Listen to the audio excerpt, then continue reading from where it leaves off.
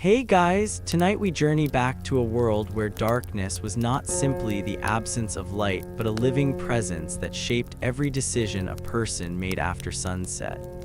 Imagine a time when there were no glowing street lamps stretching across villages, no flashlight waiting in your pocket, no comforting hum of electricity beyond the walls of your home. When the sun disappeared beneath the horizon, another kingdom quietly emerged. A kingdom ruled by uncertainty, silence, strange sounds, dangerous roads, hungry animals, suspicious strangers, and fears that modern people rarely experience. Tonight, we explore why medieval nights were absolutely terrifying, not because every shadow concealed a monster, but because reality itself offered enough reasons to stay awake. Every creaking wooden beam, every distant howl carried across frozen fields, every unexpected knock at the door could mean the difference between another ordinary morning and a tragedy remembered for generations. Before you settle in, take a moment to like the video and subscribe if you enjoy slow journeys through forgotten history. Now, lower the lights, make yourself comfortable, perhaps wrap yourself in a warm blanket, and together let us wander quietly into the longest night of the medieval world. The first thing that surprises many people about medieval Europe is just how completely darkness controlled daily life. Today we often think of nighttime as simply another part of the day. Cities glow with electric lights, roads remain busy until dawn, shops stay open late, emergency services can reach almost anywhere within minutes. In the Middle Ages, however, sunset acted almost like the closing of the world itself. Once daylight disappeared, the familiar landscape transformed into something almost unrecognizable. A farmer who confidently crossed the same meadow every afternoon could hesitate before taking even a few steps across it after dusk. A road that appeared harmless beneath the afternoon sun became a twisting corridor filled with uncertainty. Trees blended together into enormous black walls. Hills erased the horizon. Rivers vanished into silence until someone accidentally stepped into them. Even people who had lived in the same village their entire lives often preferred remaining indoors rather than risking unnecessary travel after sunset. This caution was not simply superstition, it was practical experience earned through generations. A moonlit night certainly helped, but even the brightest full moon produced only a fraction of the light people enjoy today. Thick clouds could remove nearly every visible landmark. Fog often drifted across valleys during the evening, swallowing roads and fields alike. Heavy rain extinguished torches. Winter nights seemed endless, stretching across nearly half the day, forcing communities to organize nearly every important activity during the precious hours of daylight. Artificial light existed, but it came at a cost. Candles required wax or tallow. Oil lamps demanded expensive fuel. Wealthy monasteries, castles, and prosperous merchants could afford better lighting, but ordinary villagers often conserved every candle as carefully as they protected their stored grain. Burning a candle unnecessarily meant spending valuable resources that might be needed later during illness, childbirth, or an emergency. Because light itself held value, many homes became remarkably dark shortly after supper. Inside a peasant cottage, the family might gather around a single small flame. Shadows danced across rough wooden walls. Smoke drifted upward through gaps in the roof if no chimney existed. Every movement stretched into oversized silhouettes. Children listening to their grandparents naturally imagined shapes that looked almost human standing in forgotten corners of the room. Long before ghost stories were spoken aloud, the room itself encouraged the imagination. Historians studying medieval household accounts frequently notice how carefully people recorded supplies like wax, lamp oil, and firewood. Such records remind us that warmth and light were precious commodities rather than everyday expectations. A poor harvest could mean fewer candles throughout winter, making evenings darker than anyone wished. Outside those humble homes, another challenge waited. Most medieval villages had no organized street lighting whatsoever. Narrow lanes twisted unpredictably between cottages, barns, workshops, gardens, and animal pens. Mud accumulated wherever people walked. Rain transformed pathways into slippery channels. During winter, frozen ruts became hidden obstacles beneath fresh snow. A person leaving home after dark risked tripping into ditches, colliding with carts, or stumbling directly into livestock sleeping beside the road. It sounds almost humorous today, but simply walking home safely demanded concentration. Broken ankles, sprained knees, or head injuries could become life-threatening in an age without modern hosp. Iddles, infection remained a constant danger. Even a relatively minor wound might become serious if dirt entered it. Therefore, many people judged that remaining indoors after sunset represented the wiser decision. The Night Watch occasionally patrolled larger towns, but their presence varied greatly depending upon location and local wealth. Some cities organized groups of watchmen responsible for announcing the hours, watching for fires, and discouraging criminals.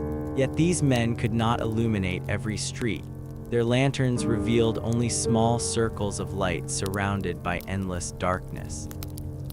Imagine hearing footsteps somewhere beyond that narrow glow. Were they merchants returning home? Another watchman? A drunken laborer? Or someone waiting for an opportunity? Nobody could know until the figure emerged from the darkness itself. Crime naturally flourished wherever visibility disappeared. Medieval legal records describe thefts committed after sunset with striking regularity. Livestock vanished from fields, storehouses were broken into, travelers disappeared along isolated roads. Some criminals understood the countryside as thoroughly as local shepherds. They knew where bridges narrowed, where forests pressed close against pathways, and where exhausted travelers would likely stop for the night. Banditry became especially dangerous during periods of political instability. Wars left unemployed soldiers wandering the countryside. Some sought honest work, others discovered robbery required fewer introductions. Armed groups occasionally targeted isolated farms, monasteries carrying valuable goods, or merchants transporting cloth, salt, wine, and silver between markets. A lone traveler after sunset, therefore, represented opportunity. Many experienced merchants planned journeys carefully to avoid being caught between settlements once darkness approached. Inns existed, but distances between them varied enormously. Missing one by only an hour could force someone to spend an entire night outdoors. Sleeping outside presented problems beyond criminal violence. The medieval countryside remained far wilder than much of Europe today. Vast forests covered enormous territories. Wolves still roamed many regions. Bears survived in mountain districts. Wild boar possessed terrifying strength, especially when cornered. While attacks on humans remained relatively uncommon compared with popular legends, these animals demanded respect. More often than predators, livestock themselves created unexpected danger. An unfamiliar horse startled in darkness might kick without warning. Protective dogs guarding sheep often challenged strangers aggressively. Bulls escaped fences. Pigs rooting through village streets could knock people over. Medieval life placed humans and animals close together, meaning nighttime movement required awareness of creatures sharing the same landscape. Then there was weather. Modern forecasts allow people to prepare for approaching storms. Medieval communities relied upon observation, tradition, and experience. An apparently peaceful evening could suddenly produce fierce winds. Rain turned dirt roads into deep mud within hours. Rivers swelled rapidly after prolonged storms, washing away temporary crossings. Lightning terrified medieval observers for understandable reasons. Many homes contained thatched roofs, dried timber, and open hearths. Fire spread with astonishing speed. Without organized fire brigades equipped with modern pumps, entire neighborhoods sometimes vanished overnight. Church bells frequently rang not only for worship, but also to warn communities that flames had erupted somewhere nearby. One burning house threatened every neighboring building. People rushed from bed carrying buckets, blankets, ladders, or whatever tools they possessed. Children cried. Animals panicked inside barns. Sparks drifted through the air, landing upon other rooftops. A strong wind transformed local disaster into community catastrophe. For countless medieval families, the most frightening sound after midnight was not a wolf's howl or mysterious footsteps. It was someone shouting one simple word: "Fire!" That single cry instantly destroyed any illusion of peaceful sleep. Even without disaster, ordinary nighttime sounds possessed remarkable emotional power. Wooden houses expanded and contracted with changing temperatures. Roof beams creaked unexpectedly. Mice scratched inside walls. Wind squeezed through narrow openings around doors. Owls called across fields. Foxes produced startling screams unlike anything most modern listeners expect. Someone unfamiliar with these sounds might easily convince themselves something supernatural approached. Indeed, belief in the supernatural formed an inseparable part of medieval life, yet those beliefs existed alongside practical reality rather than replacing it. People genuinely feared thieves, illness, hunger, and war. Ghost stories, wandering spirits, demons, and mysterious omens simply occupied the same mental landscape. When a person already struggled to see beyond a few yards in total darkness, the imagination naturally filled invisible spaces with possibilities. A lonely traveler hearing branches crack deep inside an ancient forest rarely stopped to investigate. He simply walked faster. Sometimes, however, walking faster only carried him deeper into the unknown. The traveler tightened his cloak around his shoulders and continued along the narrow road, resisting the urge to look back every few moments. Medieval people understood something that is difficult for many of us to appreciate today. Panic itself could become just as dangerous as whatever caused it. A frightened person might abandon the road and wander into marshland. Someone running through unfamiliar woodland could tumble down a steep embankment or disappear into a stream hidden beneath reeds. Losing the path after sunset was often the beginning of a far greater problem. Roads in the Middle Ages were nothing like the paved highways that connect towns today. Many were little more than tracks worn into the earth by generations of carts, horses, and pedestrians. During dry summers, they became hard and uneven, marked by deep ruts that could twist an ankle without warning. During autumn rains, those same ruts filled with thick mud capable of trapping wagon wheels for hours. Winter transformed them yet again into frozen ridges as solid as stone. These roads also lacked clear signs. Outside important trade routes, travelers relied upon memory, familiar landmarks, local knowledge, or directions received from villagers. By daylight, this was manageable. A distinctive oak tree, an old stone cross, a small chapel, or the bend of a river could guide the way. At night, those landmarks vanished into an almost featureless darkness. It was surprisingly easy to walk confidently in the wrong direction for an hour before realizing something felt unfamiliar. Pilgrims were especially vulnerable. Every year, thousands of men and women crossed Europe on journeys to shrines, monasteries, and holy sites. Some traveled to Canterbury, others toward Rome, while many hoped eventually to reach Santiago de Compostela in northern Spain. They often walked incredible distances, carrying little more than simple clothing, a walking staff, and a few personal belongings. Although religious hospitality existed in many monasteries and hospitals, no traveler could assume shelter would always be available before sunset. Imagine spending an entire day walking 20 miles beneath changing weather. Your feet ache inside worn leather shoes. Your food bag grows lighter with every meal. The next village should be nearby, yet darkness falls before its rooftops appear. Every minute spent searching for shelter means less time to gather firewood or prepare a safe place to sleep. The forest surrounding you grows quieter. Not silent, never completely silent, but quieter in a way that makes every individual sound seem strangely important. Somewhere nearby, leaves rustle. A twig snaps.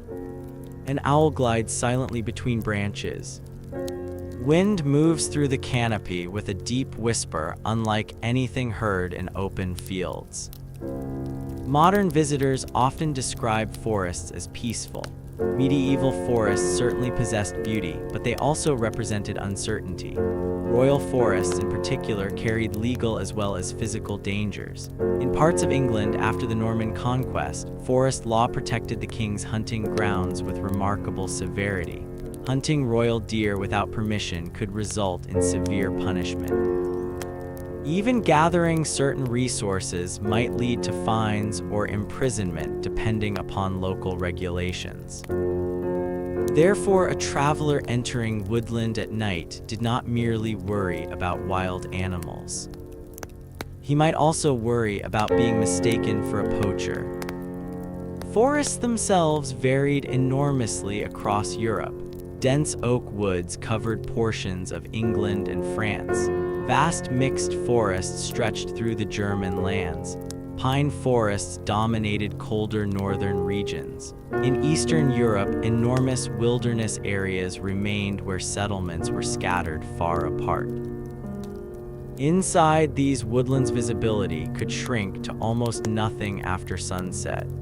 Moonlight that illuminated open farmland barely reached the forest floor beneath thick branches. Roots crossed narrow paths. Fallen trees blocked progress. Moss-covered stones became slippery beneath damp boots. One careless step could end an entire journey. Broken bones were terrifying injuries during the Middle Ages. Without modern surgery or antibiotics, recovery depended upon luck, careful nursing, and the body's own resilience. Even if the injury itself healed, infection remained a constant threat. A traveler unable to walk became almost completely dependent upon the kindness of strangers. Fortunately, medieval society often valued hospitality more highly than modern stereotypes suggest. Christian teach. Ing encouraged assistance for pilgrims, the poor, and those in genuine need. Monasteries frequently welcomed exhausted travelers when space allowed.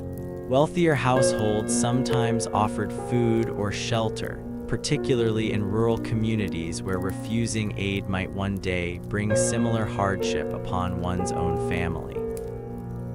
Yet hospitality had limits. Every knock at the door after dark forced householders to make difficult decisions. Suppose you lived with your wife, elderly parents, and 4 children inside a modest timber house standing alone beyond the edge of the village. Firewood was carefully rationed. Food stores needed to last until spring. Suddenly, long after sunset, someone knocked upon your door. Who stood outside? A weary merchant, a lost pilgrim, an injured farmer, or several armed robbers hoping you would unlatch the heavy wooden bar. There was no peephole, no porch light, no police telephone number, only uncertainty. Historical records occasionally mention travelers refused lodging simply because householders feared opening the door. Such caution did not necessarily reflect cruelty. Families understood they themselves could become victims if they trusted the wrong stranger. Castles faced similar concerns despite their stronger defenses. Popular imagination often pictures medieval castles as brightly lit fortresses alive with activity throughout the night. Reality proved more restrained. Large castles required enormous resources merely to function. Lighting every hall continuously consumed vast quantities of candles and torches. Most areas remained dark unless someone actively used them. Once evening meals concluded, many servants completed essential tasks before retiring. Gates were locked, drawbridges where present might be raised. Guards assumed their positions upon towers and walls. For those guards, night duty could become deeply exhausting. Standing watch during freezing winter winds demanded concentration despite fatigue. They stared into darkness for hours, trying to distinguish ordinary movement from genuine danger. Was that shifting shadow simply clouds passing across the moon? Had a deer wandered near the outer ditch, or were armed men quietly approaching beneath cover of darkness? False alarms occurred often. Ignoring a real threat even once could prove disastrous. Military commanders therefore expected sentries to remain alert despite endless monotony. Some guards sang quietly to themselves. Others walked short distances repeatedly to stay warm. Many depended upon companions stationed nearby, exchanging occasional words simply to reassure one another that neither had fallen asleep. Falling asleep while on watch represented one of the gravest military offenses imaginable. Entire garrisons depended upon those few individuals scanning the darkness beyond the walls. Within the castle itself, another group remained awake.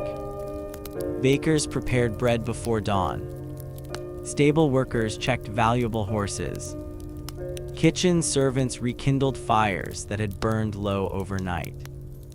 Monastic communities followed different rhythms altogether. Many monasteries observed religious offices during the night, rising well before sunrise to pray together. Imagine leaving the warmth of a narrow bed inside a stone building during January. The corridors were bitterly cold. Candles flickered against ancient walls.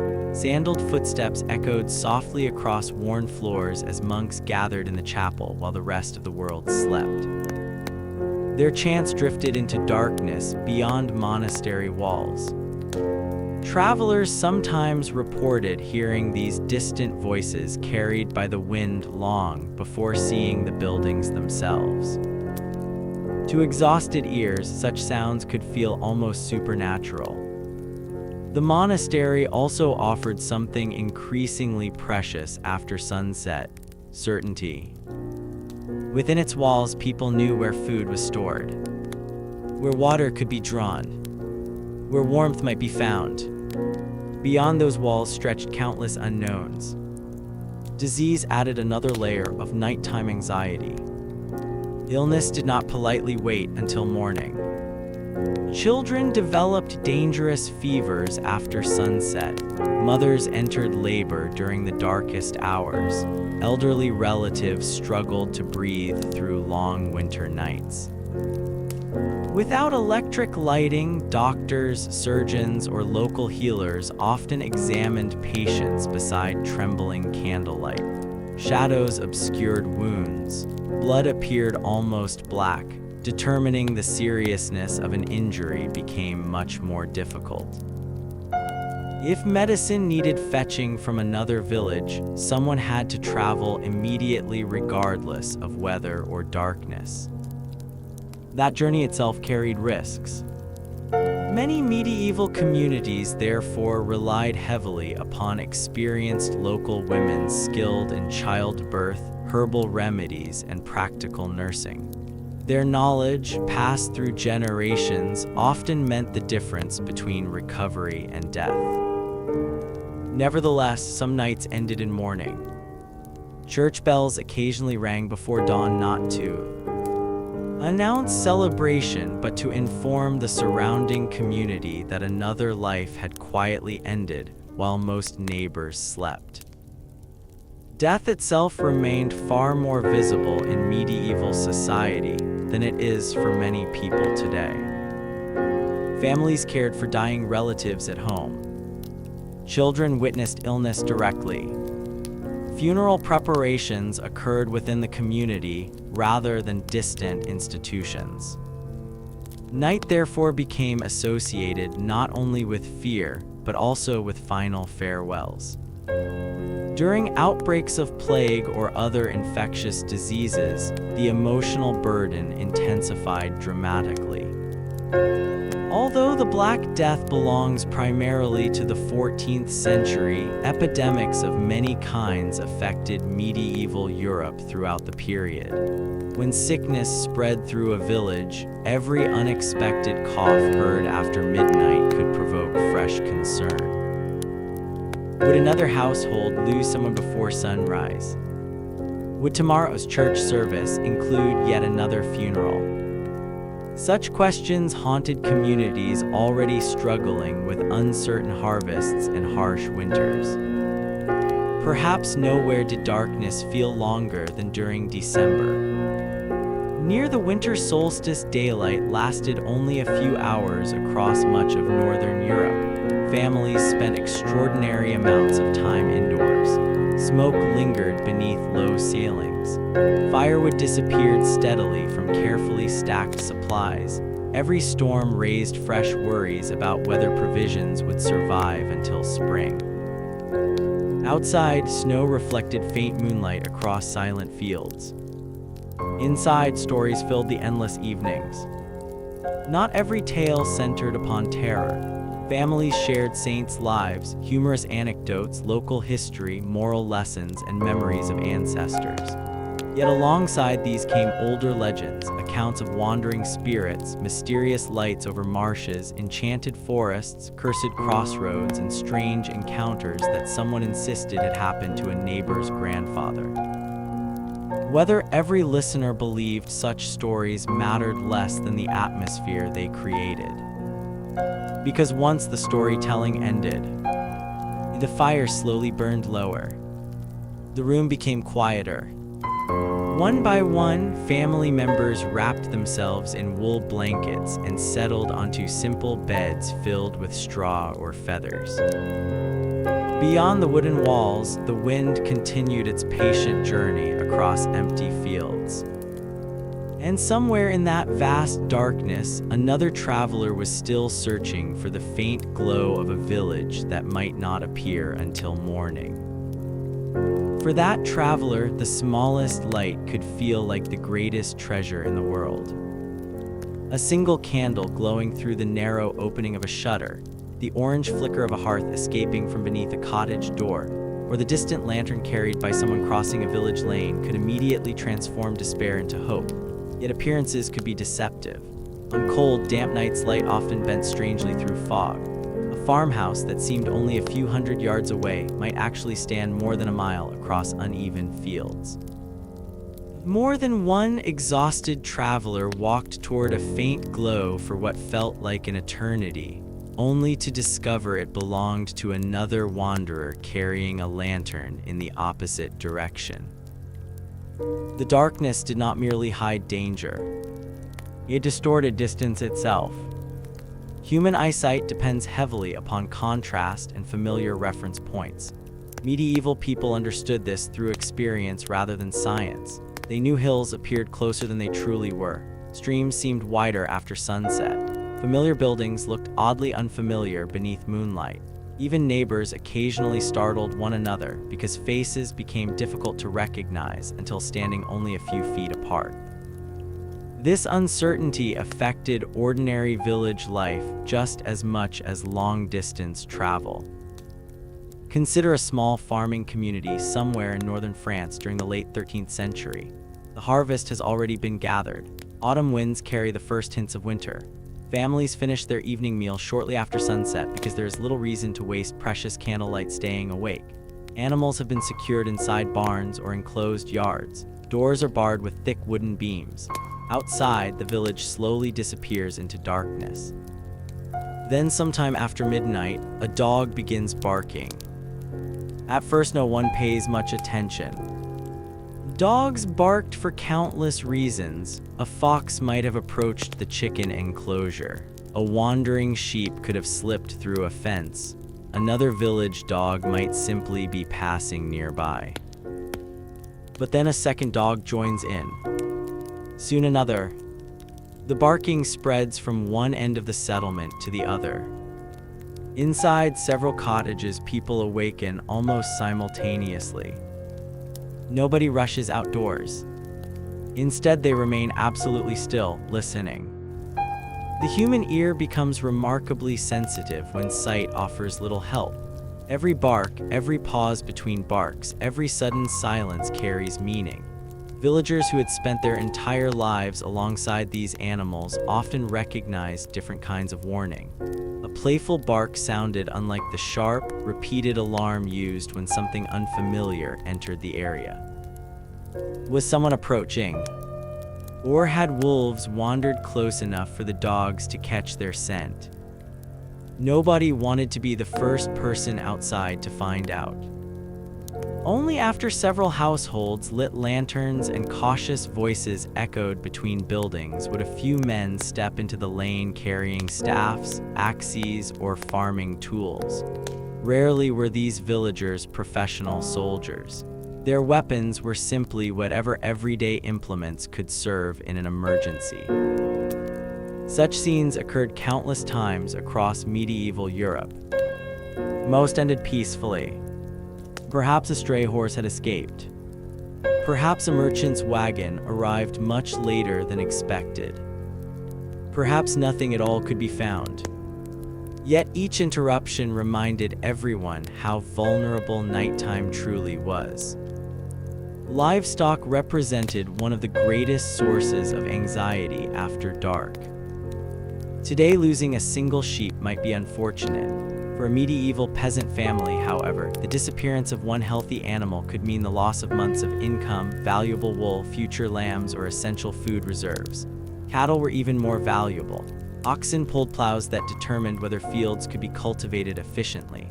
Horses, where families could afford them, transformed transport and agriculture alike. Protecting these animals, therefore, became a nightly priority. Barn doors were checked repeatedly. Fences received constant repairs. Some communities organized shared grazing arrangements specifically to reduce theft. Despite these efforts, medieval court records reveal frequent disputes over missing livestock. Sometimes animals simply wandered away through damaged fences. Other times, neighbors accused one another of theft. In periods of famine, temptation increased dramatically. Why?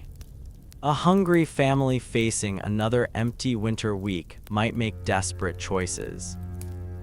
Modern readers sometimes imagine medieval crime as endless violence committed by ruthless outlaws lurking behind every tree. Reality was often sadder and more complicated. Theft frequently reflected poverty rather than adventure. Failed harvests, war, disease, and rising taxes placed enormous pressure upon ordinary households. This did not make stealing acceptable, but it helps explain why villagers remained so watchful whenever darkness concealed identity. Night also complicated justice. Suppose someone claimed that grain had disappeared from a storage barn shortly before dawn. Who had entered? Which footprints belonged to the owner? Which belonged to neighbors arriving after the discovery? Rain might wash away evidence before sunrise. Animals could trample the ground. Witnesses rarely agreed on precise times because mechanical clocks were uncommon outside wealthier communities. Instead, people measured the hours differently. They spoke of the first cock crow, the middle of the night, the ringing of monastery bells, moonrise, or the moment when dawn first brightened the eastern sky. These descriptions served reasonably well in everyday conversation, but created challenges when investigating crimes. Even determining exactly when something happened could become surprisingly difficult. The same uncertainty surrounded weather. Without accurate forecasts, every evening carried unanswered questions. Would frost damage the remaining vegetables? Would heavy rain flood the mill stream? Would strong winds tear loose thatched roofs? Agriculture depended entirely upon nature's rhythms. Farmers constantly observed clouds, birds, wind direction, and seasonal patterns. Experience taught valuable lessons, but no amount of wisdom could eliminate uncertainty. One violent storm could undo months of careful labor. Thunderstorms inspired particular respect. To modern ears, thunder may seem dramatic but familiar. Medieval listeners experienced it differently. Inside timber cottages illuminated only by a fireplace, each thunderclap seemed to shake the entire building. Lightning flashed through tiny windows, briefly revealing every object inside before plunging the room back into darkness. Children often counted the moments until the next flash without fully understanding why. Adults worried about practical consequences. Would lightning strike the church steeple? Had the old oak beside the barn caught fire? Would frightened horses break their tethers? A single bolt could ignite dry thatch almost instantly. Once flames reached the roof, precious minutes determined whether the building survived. Buckets formed hurried lines from wells or nearby streams. Neighbors worked together because everyone understood that saving one house might prevent 10 others from burning as well. Mutual cooperation was one of the strongest defenses medieval communities possessed. Life demanded it. No single household could overcome every challenge alone. Harvest required shared labor. Road repairs involved many hands. Mill maintenance depended upon cooperation. Church festivals brought communities together not merely for worship, but also for social stability. Night emergencies reinforced these bonds. If someone's roof collapsed during a storm, nearby families often helped rebuild it. If illness struck, neighbors might tend livestock until recovery. If wolves threatened flocks, several shepherds worked together. This cooperation did not eliminate conflict, but it greatly increased the chances of survival. The medieval village functioned less as a collection of isolated families and more as an interconnected network in which everyone's fortunes influenced everyone else's. Even so, there remained certain nights when nearly every household preferred staying firmly behind closed doors. One such occasion followed public executions. Executions occurred less frequently than popular fiction sometimes suggests, but when authorities carried them out, they left lasting impressions upon local populations. Gallows often stood outside towns where travelers could easily see them. The sight reminded everyone of royal authority, local justice, and the consequences of certain crimes. After an execution, many people avoided passing the area after sunset. Part of this hesitation reflected religious belief. Medieval Christians considered proper burial deeply important. Criminals denied ordinary burial sometimes became surrounded by rumors. Local legends occasionally claimed restless spirits wandered near execution sites, especially if unusual weather accompanied the event. Whether anyone truly witnessed such apparitions mattered less than the atmosphere surrounding those lonely places. Travelers hearing creaking wood in the wind while passing an empty gallows at night rarely lingered to investigate. They walked faster. Crossroads inspired Simi. Lar caution. Long before modern traffic circles and road signs, crossroads represented significant landmarks. They connected markets, villages, monasteries, castles, and distant regions. Naturally, they also accumulated stories. People exchanged news there. Merchants met. Pilgrims asked directions. Occasionally, criminals waited for victims. Over generations, practical caution blended with folklore until crossroads acquired reputations as places where the ordinary world felt somehow thinner after dark. Yet perhaps the greatest psychological burden of medieval nights came from something far simpler than ghosts, storms, or robbers. It was isolation. Most people spent nearly their entire lives within a relatively small geographical area. They knew the faces of neighbors, recognized familiar voices, and understood local customs. Stepping beyond those familiar surroundings after sunset meant leaving behind nearly every source of reassurance. There were no illuminated maps, no emergency services, no instant communication. If trouble appeared, help might be hours away or never arrive at all. Imagine twisting your ankle beside a woodland path 5 miles from the nearest village during a freezing November night. You cannot send a message. You cannot call for transport. You cannot even assume another traveler will pass before morning. Your greatest hope becomes enduring the cold until daylight returns. For medieval people, sunrise carried emotional meaning that modern society sometimes overlooks. Morning was not simply another time of day. It represented safety. Light revealed familiar landmarks once more. Neighbors emerged from their homes. Markets reopened. Church bells marked the beginning of ordinary routines. The world that had vanished beneath darkness slowly returned. Night had been endured. Another day had been earned.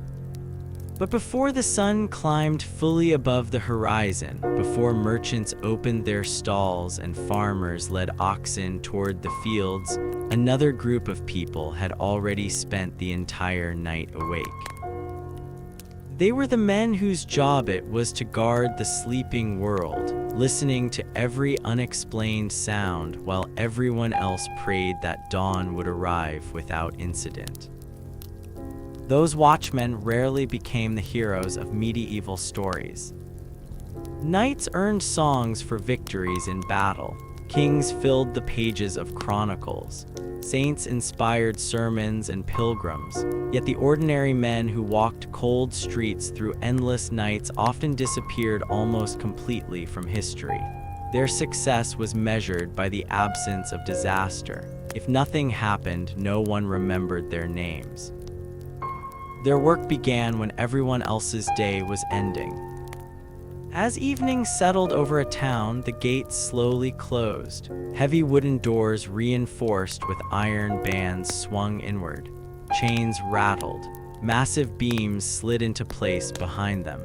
Anyone arriving only a few minutes too late might discover that the city was already sealed until dawn.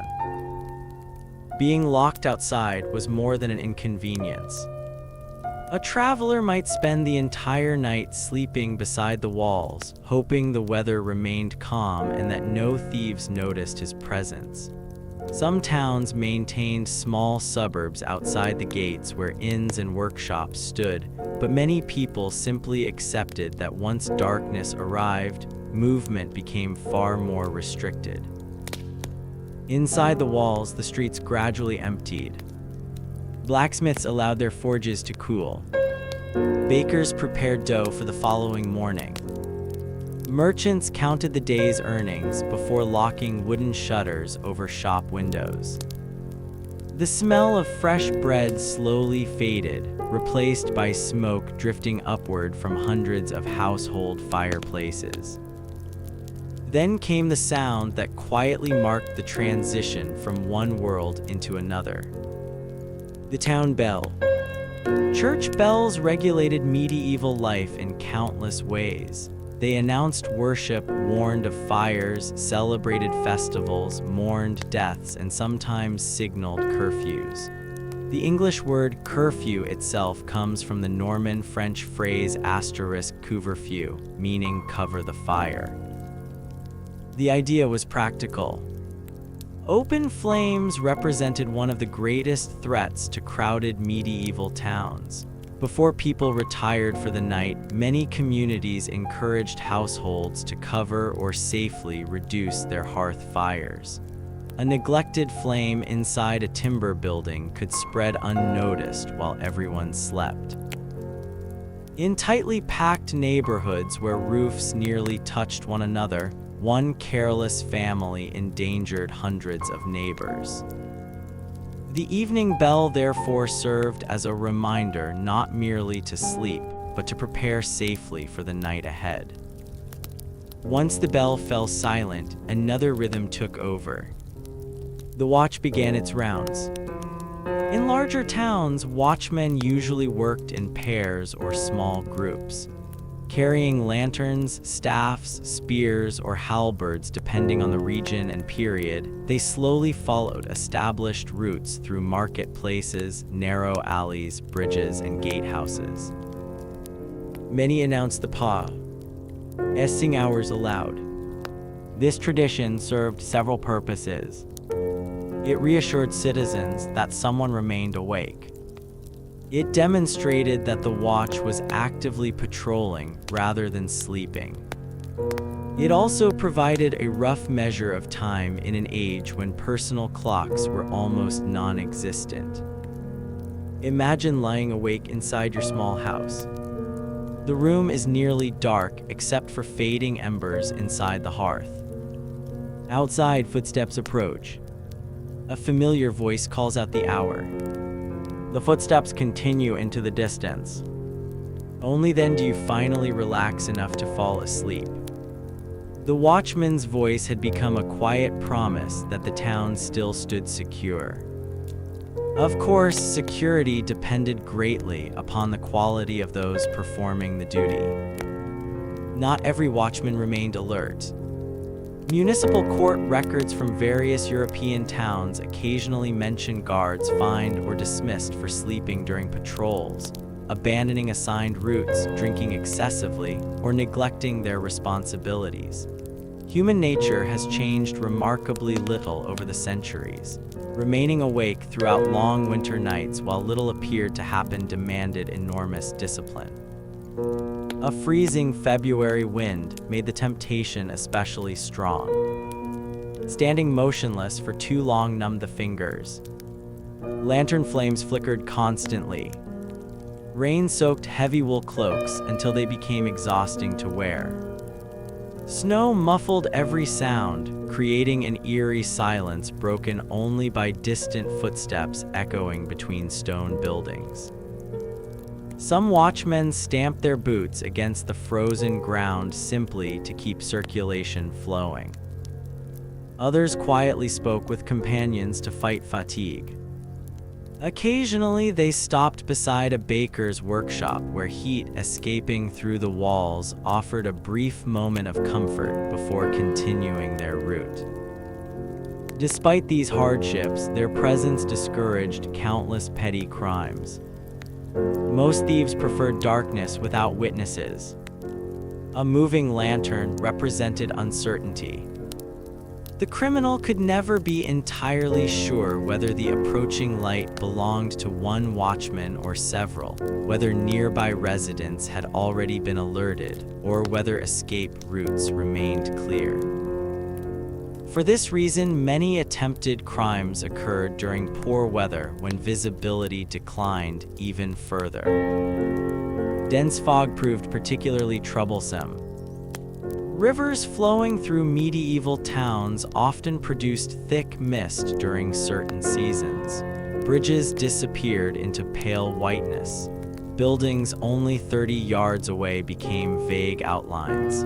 Lantern light reflected back toward the carrier rather than illuminating the road ahead. Patrolling under such conditions required patience. Voices sounded strangely close despite originating much farther away. Footsteps echoed unpredictably. Even experienced guards occasionally became disoriented. The danger increased whenever unfamiliar visitors entered town. Markets attracted merchants from distant regions speaking different languages and carrying unusual goods. Pilgrims arrived from every corner of Europe. Craftsmen searched for work. Sailors traveled inland after docking at nearby ports. Most visitors came peacefully. A few did not. Town authorities therefore paid close attention to strangers, particularly those arriving shortly before nightfall. Innkeepers sometimes bore responsibility for reporting suspicious guests or ensuring visitors complied with local regulations. Medieval inns themselves occupied an unusual place within society. To weary travelers, they represented warmth, food, and temporary safety. To local officials, they could also become centers of gossip, business negotiations, arguments, gambling, drunkenness, and occasional violence.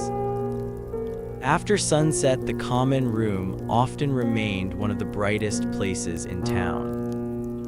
Candles burned longer there than in ordinary homes because serving customers justified the expense. Imagine stepping inside after spending 12 hours riding through freezing rain. The smell reaches you first. Fresh stew simmering over the fire. Roasted onions. Wet wool drying near the hearths. Ale being poured into wooden cups. Smoke mixed with the scent of horses from nearby stables. The room buzzes with conversation. Merchants compare road conditions. Pilgrims exchange stories about distant shrines. Local farmers discuss weather forecasts based upon generations of observation. Some travelers quietly listen, hoping to learn whether tomorrow's roads remain safe. Others say almost nothing. Silence sometimes attracted more attention than excessive talking. People naturally wondered why a stranger wished to conceal his identity. Yet conversation itself could become dangerous. Information possessed tremendous value. Mention carrying silver coins, expensive cloth, or valuable documents loudly enough, and someone dishonest might remember every word. Several historical legal cases describe travelers robbed shortly after revealing their wealth inside public houses. Experienced. Merchants learned caution. They spoke modestly, displayed little money, locked valuable goods whenever possible, and departed early enough to reach the next destination before darkness overtook them. Not everyone had that luxury. Messengers carrying official correspondence often continued regardless of weather.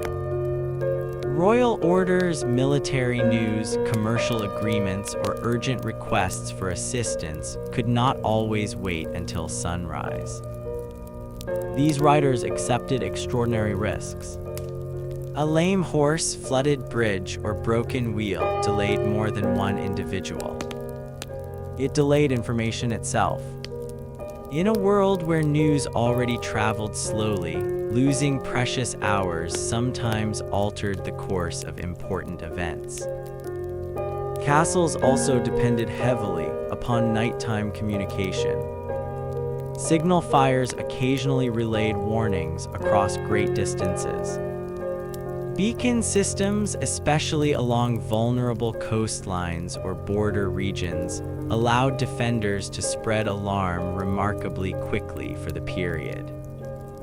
One fire appearing upon a distant hill prompted another, then another. Within hours, entire regions understood that danger approached. On ordinary nights, however, the landscape remained almost completely dark. This absence of light profoundly affected human psychology. Modern neuroscience tells us that uncertainty increases anxiety because the brain struggles to predict unseen threats. Medieval people possessed no scientific vocabulary for such ideas, yet they experienced them every evening.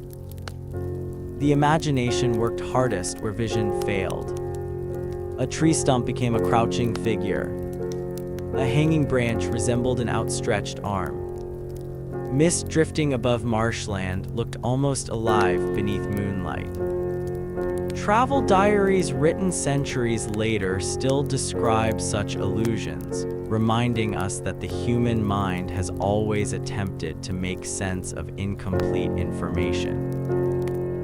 Children learned these lessons early. Parents frequently instructed them never to wander after sunset. Partly this reflected obvious practical concerns. Children could easily become lost. They might fall into wells, streams, or abandoned quarries. Wild animals posed greater risks to smaller bodies. But another reason involved the nightly routines that kept households functioning. Evening was one of the few opportunities families had to gather together. After working from dawn until dusk in fields, workshops, kitchens, or barns, they finally shared meals, repaired clothing, prepared tools for the next day, prayed together, and exchanged news. These quiet hours strengthened communities. Grandparents recounted events from decades earlier. Young children learned family histories. Older siblings practiced skills such as spinning wool or carving simple wooden objects while listening. Without printed entertainment available to most people, conversation became one of the household's greatest treasures. Stories passed from one generation to the next almost entirely through memory. Some described historical battles. Others explained local customs. Many blended truth with legend until separating one from the other became nearly impossible. A tale about a dangerous stretch of woodland might begin as a practical warning after several travelers disappeared there. A century later, the same story could include mysterious lights, spectral horsemen, or voices calling from the trees. The underlying lesson remained unchanged. Do not travel there after dark. History and folklore often walked hand in hand. Neither completely replaced the other. Indeed, some of the most persistent nighttime fears grew not from fantasy, but from repeated experience. Every village knew someone who had failed to return home. Every town remembered a devastating fire. Every region possessed roads where robberies had occurred often enough to earn grim reputations. Parents did not need imaginary monsters to convince children that darkness deserved respect. Reality provided more than enough examples. And for those whose work demanded leaving the safety of home before dawn, millers, fishermen, shepherds, monks, and market traders, the most unsettling part of the night was not always midnight itself. It was the lonely hour just before sunrise when the darkness felt deepest, exhaustion weighed heaviest, and the world seemed to hold its breath, waiting for the first faint line of light to appear beyond the eastern horizon. That final hour before dawn carried a strange reputation throughout medieval Europe. People who regularly worked at that time often described it as the coldest part of the entire night. Whether they understood the science behind it or not, they recognized the pattern through countless mornings. The warmth gathered during the previous afternoon had long since disappeared. Hearth fires had burned low. Frost settled across fields with quiet determination. Even on clear nights, the air seemed heavier, and every breath drifted visibly before the face. For a shepherd leading sheep toward early grazing, or a fisherman preparing his small boat before sunrise, this hour demanded both patience and resilience. Nothing moved quickly. Leather boots stiffened in the cold. Ropes became damp with dew. Wooden tools felt like blocks of ice in bare hands. Simple tasks required greater effort because fingers gradually lost their warmth. Yet work could not wait. The rhythm of medieval life followed daylight, not personal preference. Markets opened early. Mills began turning as soon as enough light allowed safe operation. Bakers needed bread ready before most customers awoke. Monasteries had already completed hours of prayer while ordinary villages still slept. This quiet period created an unusual contrast. Although the landscape appeared almost deserted, many people were already awake, scattered across the countryside performing tasks invisible to everyone else. A miller checked the flow of water beneath his wheel. A dairymaid prepared pails before the first milking. Hunters employed by noble estates quietly entered forests while game remained active. Along rivers, fishermen loosened frozen knots and prepared their nets. Each person moved through darkness with practiced familiarity.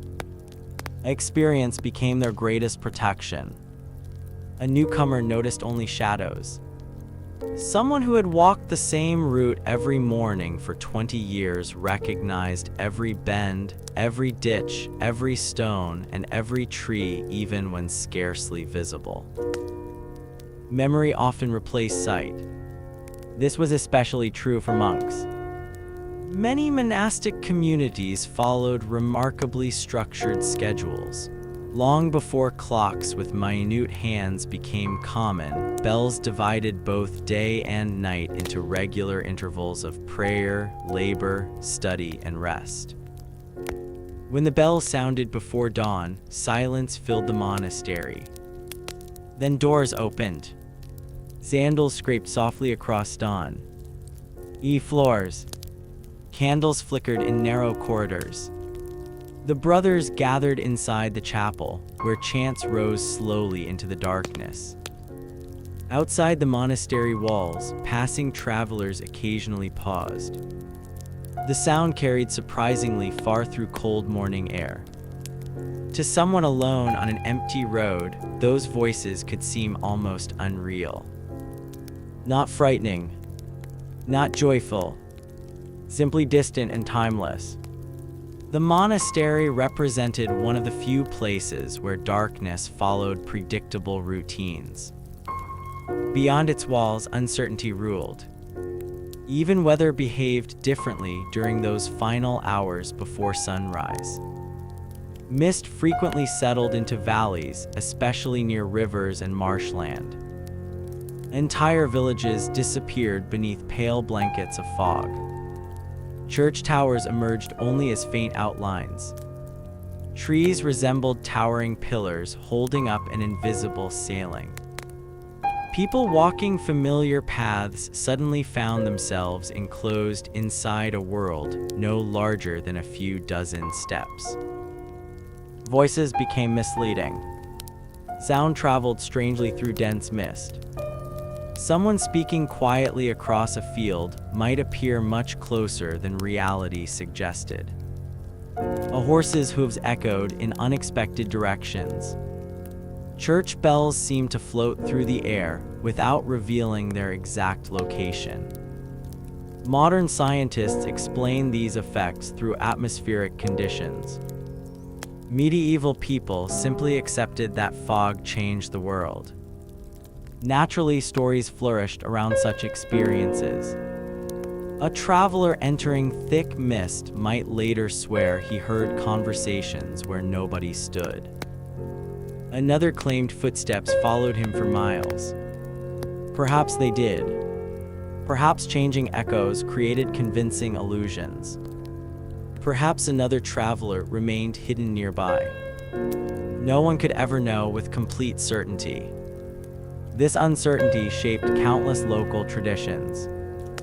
Parents warned children never to chase mysterious voices into the fog. Hunters advised one another to remain together whenever visibility disappeared. Even experienced merchants sometimes delayed departures until the mist lifted. Practical wisdom slowly became community custom. Markets themselves depended heavily upon safe morning travel. Imagine a prosperous market town on a Tuesday shortly before sunrise.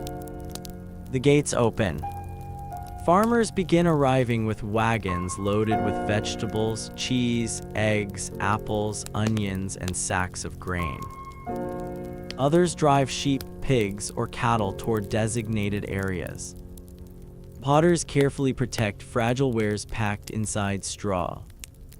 Weavers transport folded cloth produced during long winter evenings. Everything depends upon reaching town safely.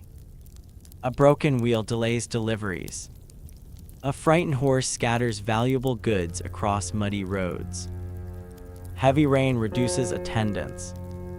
The medieval economy, simple though it may appear compared with today, relied upon countless small journeys completed successfully.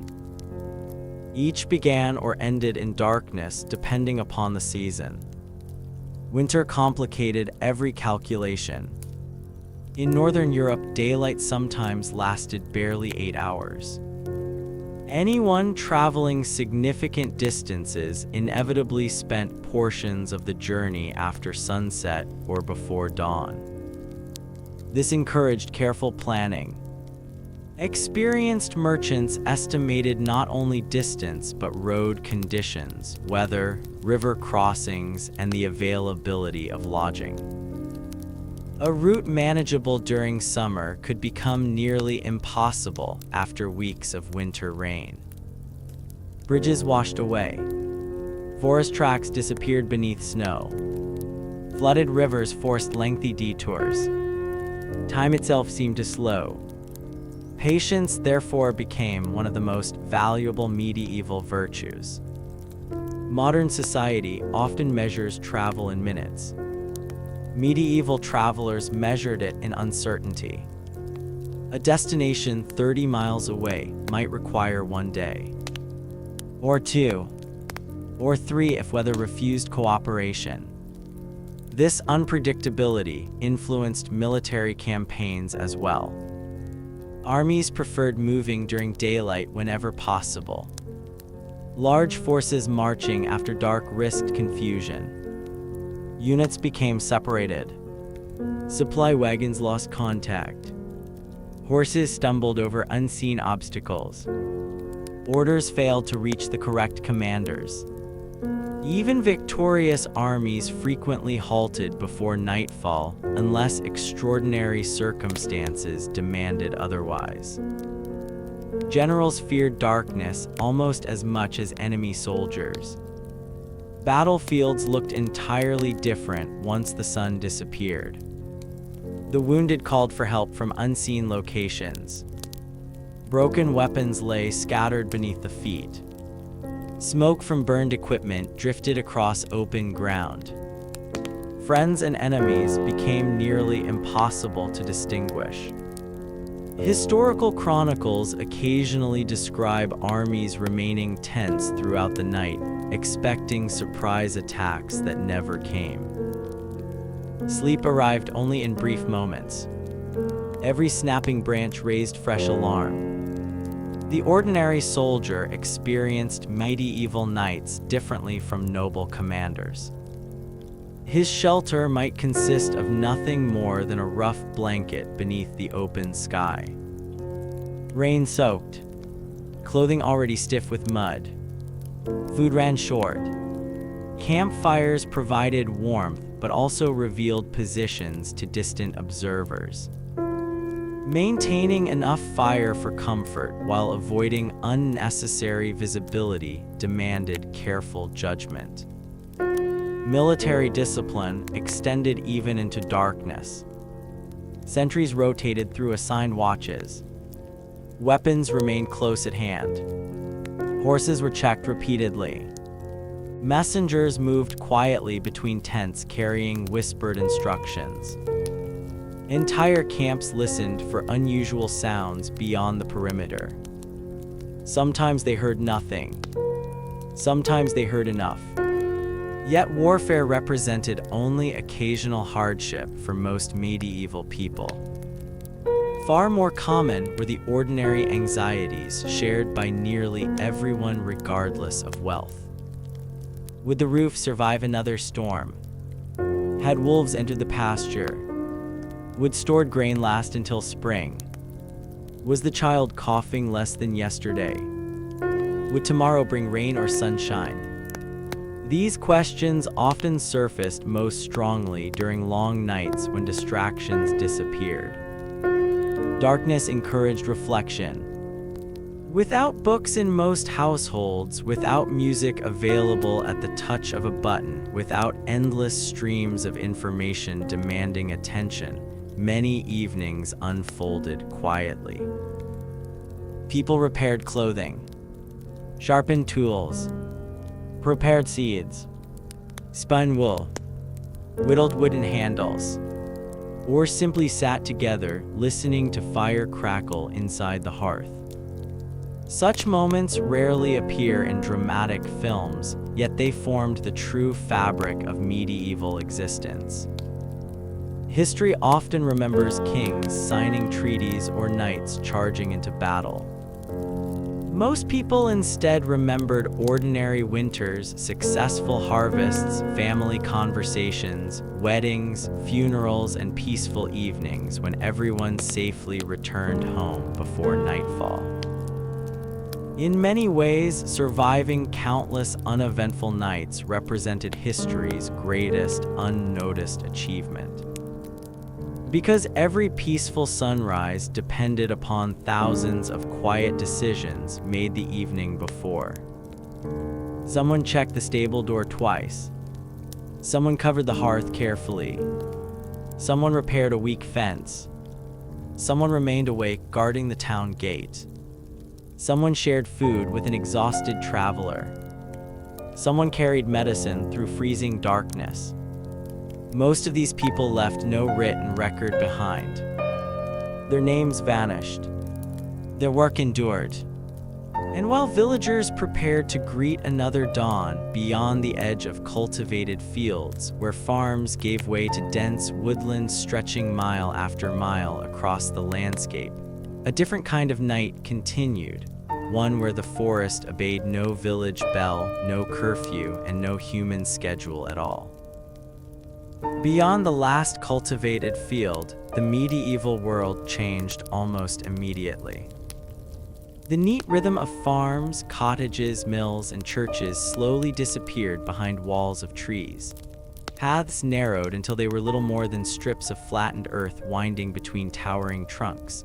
The familiar sounds of village life, the ringing of anvils, barking dogs, children's laughter, church bells, and wagon wheels, faded one by one until only the forest remained. To modern visitors, forests often represent peace and escape from busy cities. For many medieval people, they represented something far more complicated. A forest could feed a family. It could also destroy one. Woodlands supplied timber for houses, branches for fuel, berries, mushrooms, herbs, nuts, honey gathered from wild bees, and grazing land for pigs during autumn when acorns covered the ground. Hunters searched for deer, rabbits, birds, and boar where local law permitted. Charcoal burners spent weeks living among the trees, slowly transforming wood into charcoal that blacksmiths desperately needed. The forest was therefore not an empty wilderness. It was an essential resource. Yet the same landscape that sustained communities also remained one of the least predictable places after sunset. During daylight, experienced woodsmen navigated almost instinctively. They recognized unusual rock formations, streams, ancient trees split by lightning decades earlier, and subtle changes in the ground beneath their feet. Moss growing heavily upon one side of a trunk, the direction water flowed, or the position of the sun all provided useful clues. Night removed nearly all of them. A path visible at noon dissolved into shadow. The stream that usually guided a traveler became only a faint sound somewhere ahead. Even the tallest trees blended together until the forest resembled a single enormous wall. Losing one's direction happened with astonishing ease. Historians examining medieval legal disputes occasionally find references to travelers who simply failed to arrive where expected. Sometimes they had chosen another road. Sometimes illness delayed them.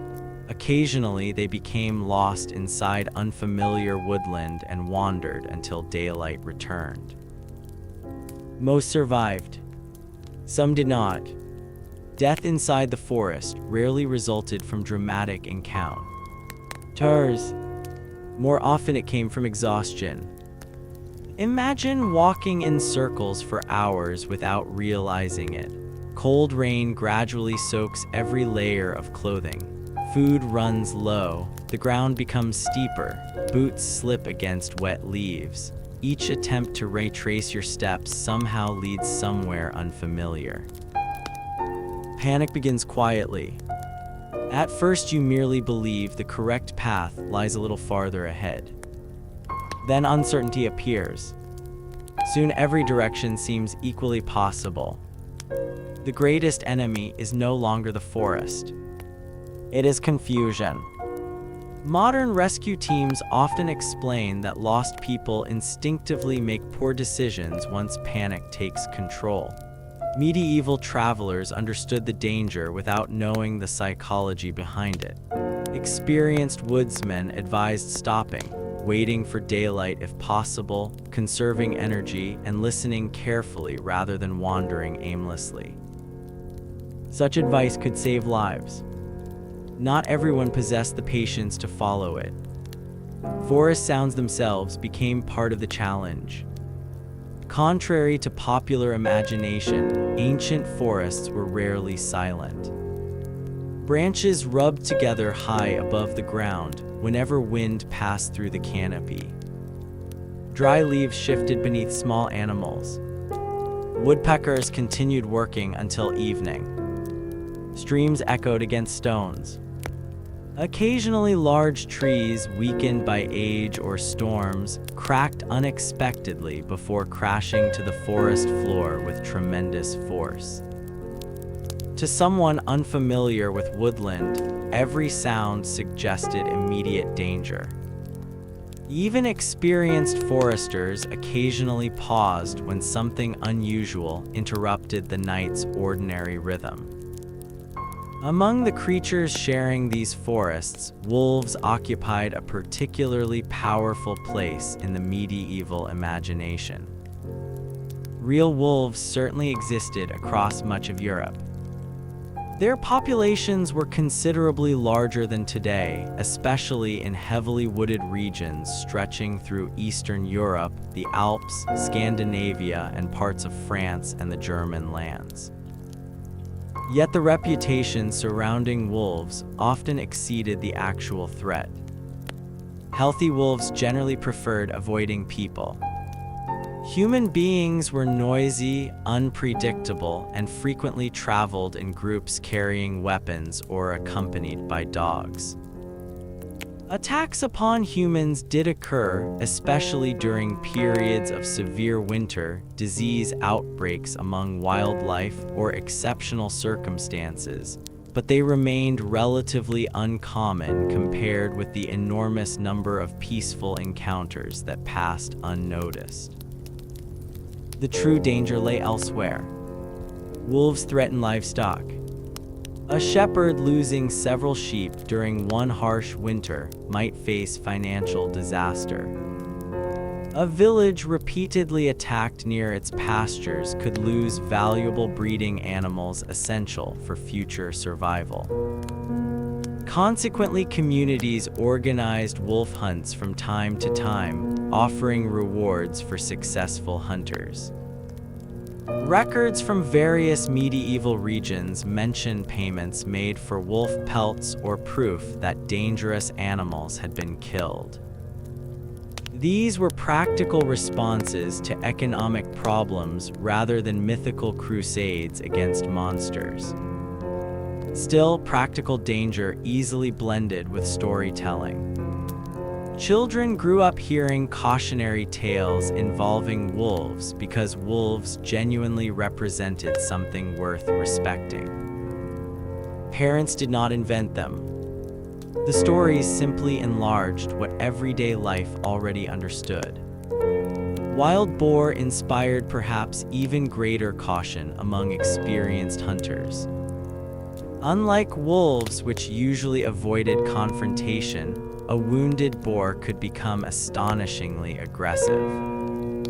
Powerful shoulders, sharp tusks, and incredible determination made these animals formidable opponents.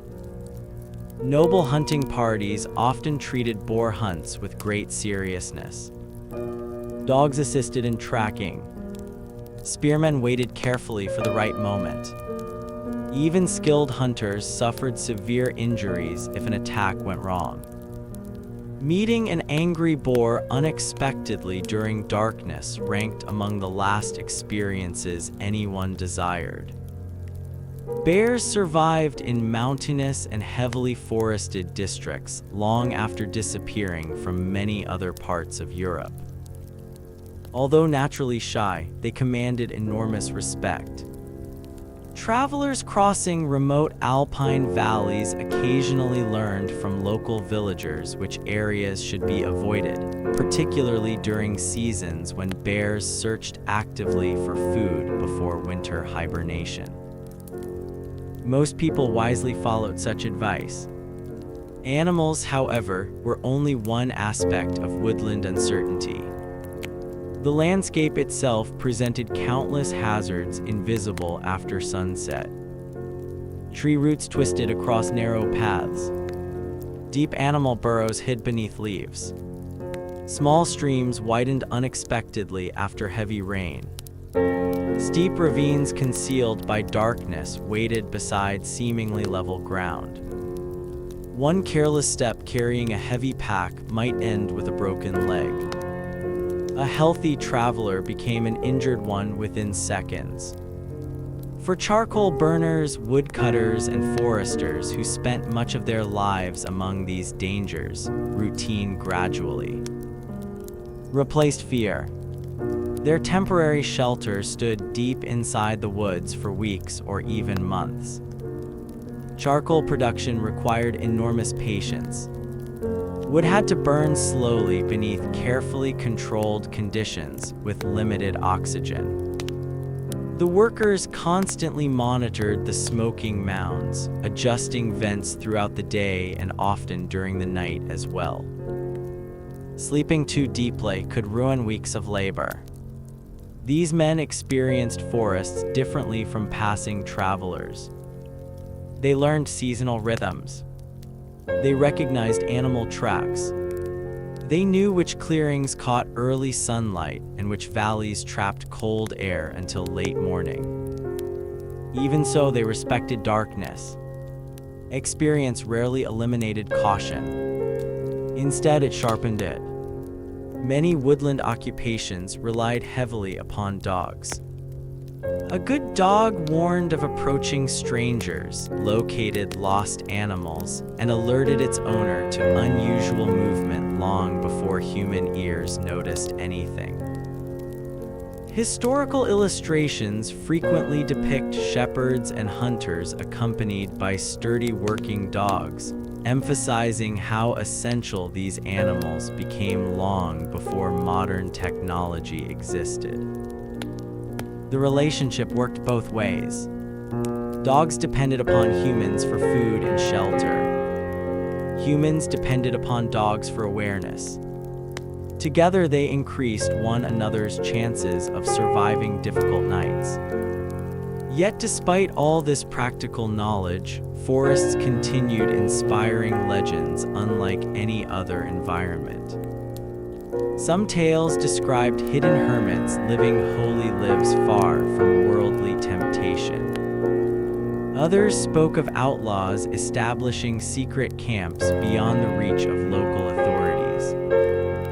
Indeed, certain forests genuinely sheltered bands of fugitives, escaped prisoners, political rebels, or displaced soldiers following wars. Woodland offered concealment. Dense vegetation made organized searches difficult. Roads passing through such regions therefore acquired reputations over time. Merchants preferred traveling together whenever possible. Pilgrims joined larger groups. Even noble messengers occasionally hired additional escorts before crossing particularly isolated districts. The fear of robbery in forests was not born entirely from imagination. Historical court records contain repeated references to attacks occurring along wooded roads where escape proved easier. A fallen tree dragged deliberately across a narrow path could halt an entire wagon. Armed men hidden among nearby bushes possessed a significant advantage. Not every forest concealed criminals, of course. Most journeys ended peacefully. Nevertheless, uncertainty influenced behavior. Travelers often timed departures so woodland sections could be crossed well before sunset. If delays threatened that plan, many preferred spending another night at an inn rather than risking darkness beneath unfamiliar trees. Patience frequently outweighed bravery. There was another reason people respected forests after nightfall. Fire. Strangely enough, although forests contained endless fuel, maintaining a safe fire within them demanded considerable skill. A campfire provided warmth, light, protection against some animals, and psychological comfort. It also consumed precious firewood, produced smoke visible from great distances, and could accidentally spread under dry conditions. Travelers therefore balanced competing concerns. Too little fire invited cold. Too much invited unwanted attention. Around that small circle of light, medieval nights acquired an almost timeless quality. Faces glowed orange against complete darkness. The surrounding forest disappeared beyond a few yards. Conversation grew quieter. Someone stirred a pot of simple stew. Another checked horses tied nearby. Perhaps a traveler quietly recited evening prayers before lying beneath a rough wool blanket. Beyond the firelight, unseen eyes, whether belonging to deer, foxes, owls, or nothing at all, remained impossible to identify. The darkness revealed nothing. It simply waited. And somewhere, many miles away from that lonely campfire, inside a great medieval city whose stone walls enclosed thousands of sleeping residents, another kind of night was unfolding. One filled not with whispering trees, but with crowded streets, narrow alleys, suspicious shadows, and dangers born entirely from human beings. Unlike the countryside, where darkness stretched across open fields and silent forests, a medieval city concentrated thousands of lives into a surprisingly small space. Within its walls, homes stood shoulder to shoulder. Workshops leaned over narrow lanes. Churches dominated the skyline. Warehouses overflowed with grain, cloth, wine, leather, spices, and countless other goods arriving from distant lands. By day, these towns could seem energetic and noisy. Merchants argued over prices. Apprentices hurried between workshops. Blacksmiths hammered glowing iron. Children chased one another through crowded streets. Priests moved between churches and hospitals. Carts squeezed through gateways scarcely wide enough for two wagons to pass. But when darkness settled over the rooftops, the same city became almost unrecognizable. The transformation happened gradually. Shopkeepers closed heavy wooden shutters across their windows. Market stalls disappeared beneath canvas covers. The last customers drifted home carrying baskets of bread, vegetables, or salted fish. Smoke from hundreds of hearths rose into the evening sky before slowly dissolving into the cold air. Soon only scattered lanterns remained. Many medieval streets were astonishingly narrow. Some measured little more than the width of two outstretched arms. Upper floors often projected outward beyond the lower walls, making neighboring buildings seem almost close enough to touch. Looking upward from the street, a person might see only a thin ribbon of night sky framed between leaning timber houses. During daylight, this created welcome shade. At night, it trapped darkness. Even someone carrying a lantern illuminated only a few yards ahead. Beyond that small circle of light, everything dissolved into shadow. Walking through such streets required constant attention. The paving stones, where they existed, were uneven. Open drainage channels frequently ran beside the road. Rainwater mixed with household waste, animal droppings, discarded food, and refuse thrown from upper windows. Many towns employed regulations requiring residents to dispose of waste responsibly, yet enforcement varied enormously. Stepping outside after dark therefore demanded careful footing. One misplaced step could send a person ankle deep into foul water. The smell alone could be overwhelming. Modern sanitation systems did not exist. Households stored waste temporarily before removing it. Animals shared urban space with people. Horses delivered goods. Pigs sometimes wandered freely in certain districts. Dogs searched for scraps. Geese and chickens occupied courtyards behind houses. As evening progressed, these familiar sights gradually disappeared into darkness, but they did not disappear physically. They remained exactly where they had always been. Only now they could not easily be seen. Someone rounding a corner too quickly might collide with a heavily loaded mule. A frightened horse could rear unexpectedly. A loose pig rooting beside the road might suddenly dart beneath someone's feet. Ordinary life itself created hazards. Water presented another challenge. Many towns relied upon public wells. Fetching water during daylight was routine. Doing so after sunset proved less pleasant. Imagine carrying two heavy wooden buckets suspended from a yoke across your shoulders while navigating narrow lanes illuminated only by moonlight. Every puddle reflected misleading shapes. Every doorway appeared occupied until closely examined. Returning safely without spilling half the water required practice. Fire remained the city's greatest nightmare. Unlike isolated farmhouses, urban buildings stood tightly packed together. Many were constructed primarily from timber.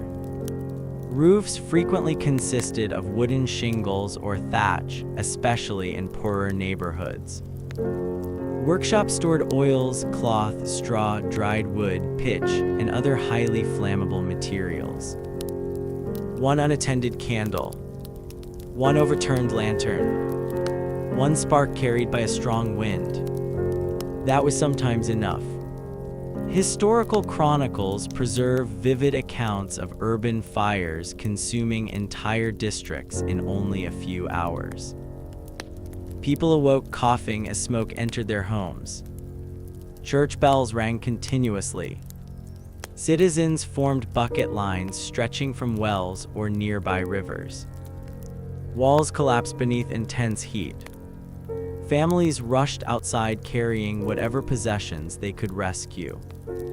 Some saved bedding. Others gathered religious manuscripts. Many escaped with nothing beyond the clothes already worn. Livestock trapped inside stables often could not be rescued in time. The glow from such fires reportedly illuminated surrounding countryside for miles. Travelers approaching during the night occasionally believed sunrise had arrived early, only to discover an entire town burning before them. After surviving one devastating fire, communities frequently introduced stricter regulations. Certain trades involving open flames were restricted. Night patrols watched more carefully. Stone construction gradually increased in wealthier areas. Nevertheless, complete safety remained impossible. The danger never disappeared entirely. Not all threats came from accidents. Crowded cities naturally attracted criminals. Pickpockets blended into busy marketplaces during daylight. At night, different opportunities emerged. A lock shop offered goods worth stealing. A wealthy merchant returning home from an evening gathering carried coin. A drunken laborer represented an easy target. Urban authorities responded with surprisingly detailed legal systems. Town watches patrolled regular routes. Curfews existed in many places.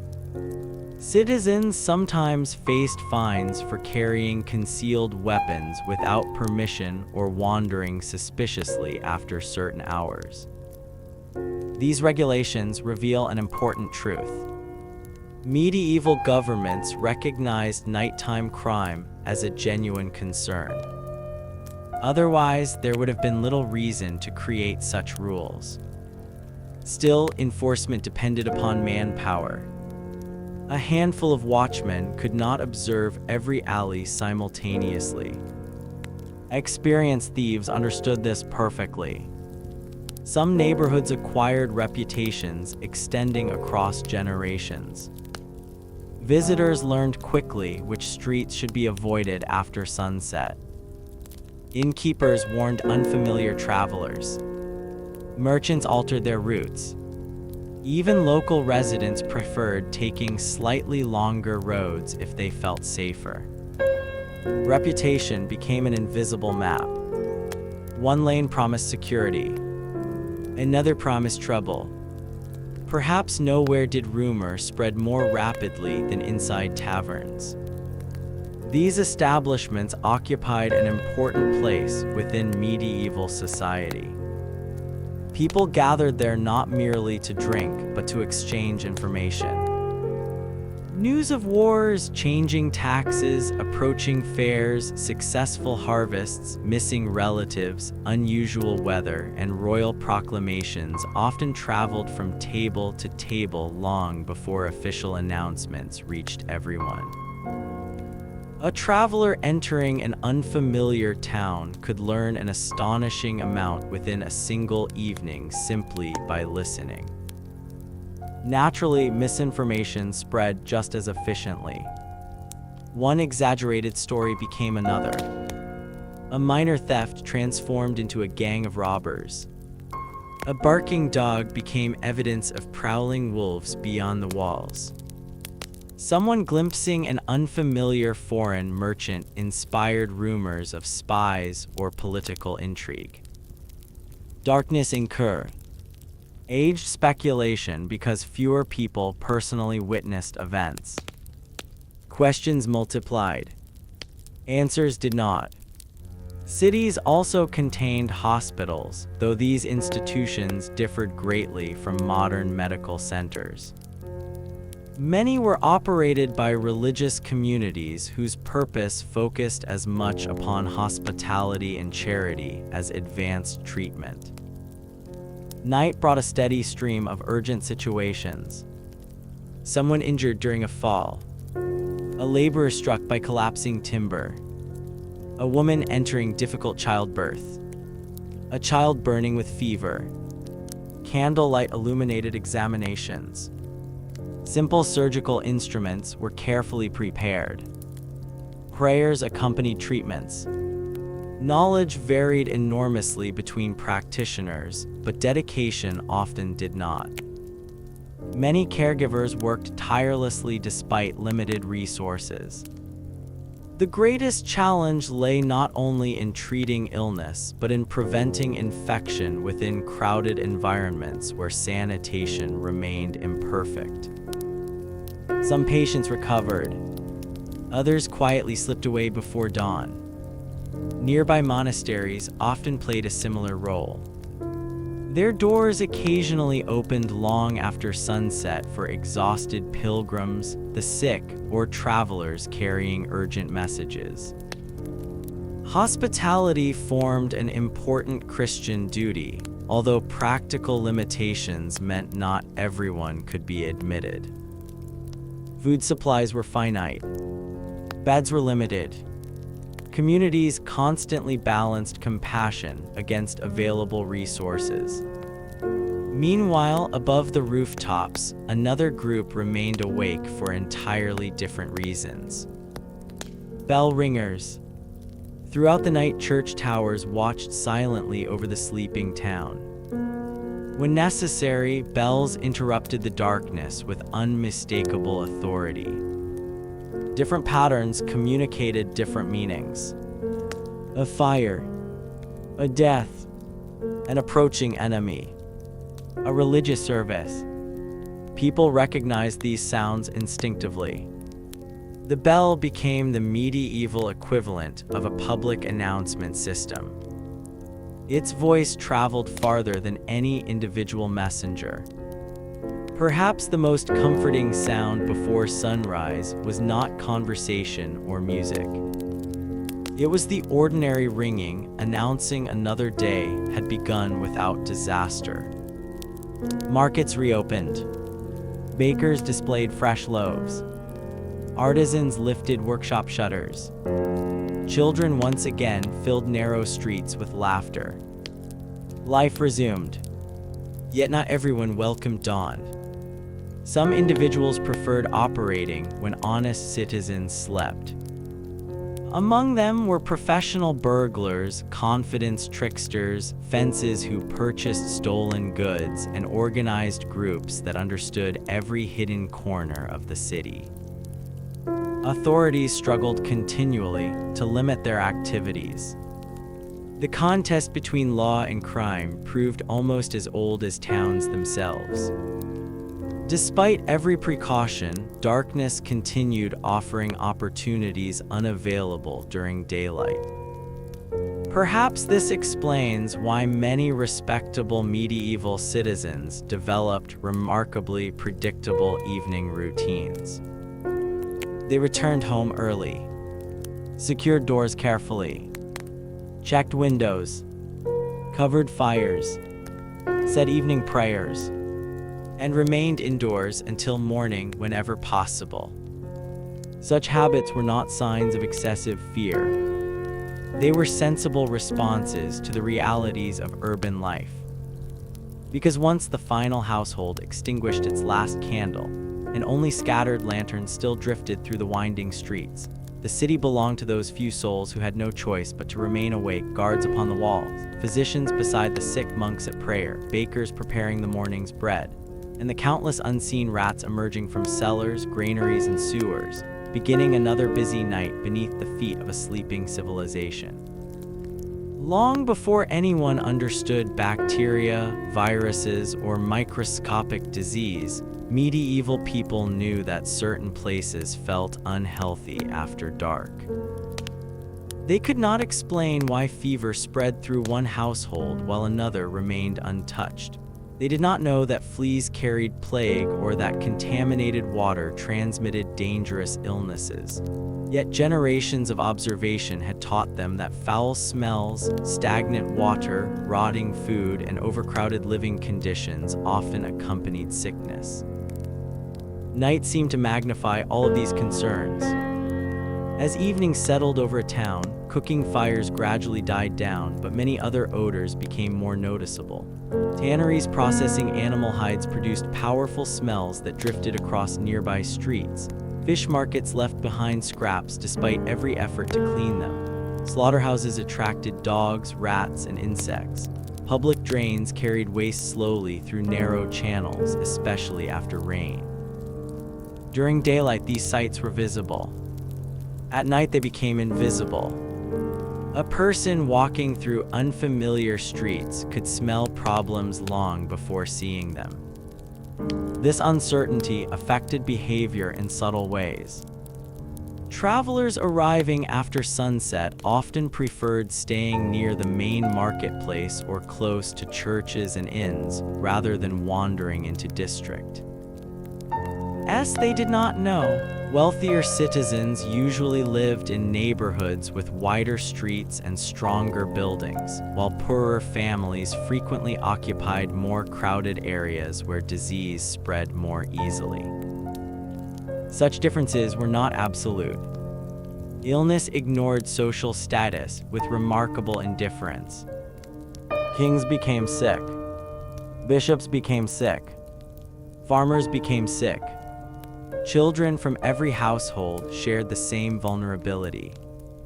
Night often became the time when hidden illnesses revealed themselves. A child who appeared merely tired during the afternoon might wake with a burning fever before midnight. An elderly man who complained only of slight discomfort after supper could suddenly struggle to breathe in the early hours. A small cut received while chopping firewood might begin swelling unexpectedly. Without laboratories or modern diagnostic tools, families watched carefully for visible changes. They touched foreheads, listened to breathing, checked wounds beneath candlelight. Every observation depended upon experience rather than scientific instruments. In many villages, the first person summoned during illness was not necessarily a physician. Professional doctors certainly existed, particularly in larger towns and university cities, but they were neither evenly distributed nor affordable for everyone. Rural communities often relied first upon local healers, experienced midwives, monks familiar with medicinal herbs, or elderly neighbors whose practical knowledge had been gathered across decades. Their understanding combined observation, inherited tradition, religious belief, and available remedies. Some treatments genuinely helped. Others accomplished little. A few probably caused additional harm. The people applying them, however, usually believed they were offering the best care they knew. Herbal medicine occupied an important place within everyday life. Gardens surrounding monasteries frequently contained carefully cultivated medicinal plants. Ordinary households also recognized many useful herbs growing wild along roadsides, beside streams, or near woodland edges. Willow bark was valued for relieving pain. Mint eased stomach discomfort. Sage appeared in numerous household remedies. Honey, though precious, was often applied to wounds because people noticed it sometimes encouraged healing, even if they did not understand why. Knowledge passed quietly from generation to generation. A grandmother taught her daughter. The daughter instructed her own children. Written medical texts existed, but oral tradition remained equally important. When illness struck after sunset, these memories became invaluable. Someone remembered which herb should be boiled. Someone else recalled how long a poultice ought to remain in place. Another family member hurried outside with a lantern despite the darkness, hoping to gather fresh plants before morning if they grew nearby. Such nighttime journeys required courage. The patient waited indoors. Time mattered. Outside, damp grass soaked boots almost immediately. Moonlight revealed only the nearest bushes. Every familiar path looked different beneath darkness. Yet concern for loved ones often outweighed personal fear. Medieval families repeatedly demonstrated remarkable determination when necessity demanded it. Childbirth perhaps illustrates this better than any other aspect of medieval night. Babies did not arrive according to convenient schedules. Labor frequently began long after sunset. Once it started, there was little choice but to prepare immediately. The household transformed within minutes. Water was heated. Fresh cloth was gathered. Neighbors were quietly summoned. An experienced midwife hurried through dark streets carrying the tools and knowledge accumulated over many years. Men often waited anxiously outside the birthing room, able to do little beyond tending the fire, praying, or following whatever instructions they received. For the women inside, the hours could feel endless. Childbirth remained one of life's greatest dangers. Most births ended successfully. Some did not. Complications that modern hospitals routinely manage could become fatal in the Middle Ages. Entire communities understood these risks. That understanding made every nighttime birth emotionally intense. If a healthy cry finally echoed through the house before dawn, relief spread far beyond the immediate family. Another life had safely entered the world. Another household celebrated the arrival of morning. Not every home received joyful news. The reality of infant mortality shaped medieval society in profound ways. Many families experienced the heartbreak of losing children at young ages. Disease, malnutrition, accidents, and complications surrounding birth claimed lives with heartbreaking frequency. This constant awareness influenced religious practice, family relationships, and attitudes toward daily existence. Each healthy sunrise felt significant precisely because survival could never be taken for granted. Hospitals attached to monasteries witnessed many of these struggles. Contrary to modern expectations, medieval hospitals often focused more upon care than cure. The sick received shelter, food, warmth, and spiritual comfort. Physicians visited when available. Monks and nuns provided nursing. Volunteers assisted where possible. Even when recovery proved impossible, people were rarely abandoned completely. Compassion formed an important part of religious life. Night tested that compassion continually. Someone always remained awake. Someone replenished lamps. Someone comforted frightened patients unable to sleep. Someone whispered prayers beside those nearing the end of life. These quiet acts seldom appeared in royal chronicles, yet they formed an essential part of medieval society. The Black Death, arriving in the mid-14th century, would eventually magnify every existing fear surrounding disease. But even centuries before that catastrophe, epidemics regularly visited Europe. Smallpox, dysentery, influenza-like illnesses, typhus. Many conditions spread without warning. Communities observed patterns they could not fully explain. One household became ill, then another. Soon church bells rang more frequently. Markets grew quieter. Travelers avoided affected villages whenever possible. Night seemed especially heavy during such outbreaks. Every cough heard through thin wooden walls invited fresh concern. Parents checked sleeping children repeatedly. Neighbors wondered who might fall ill next. Some people isolated themselves as best they could, although complete isolation remained nearly impossible in tightly connected communities. Others continued caring for relatives despite obvious personal risk. Duty often overcame fear. Religious faith shaped responses in countless ways. Evening prayers occupied a central place within many households. Families gathered around the hearth before sleeping. Simple blessings thanked God for another day and asked protection through the coming night. These rituals offered more than spiritual reassurance.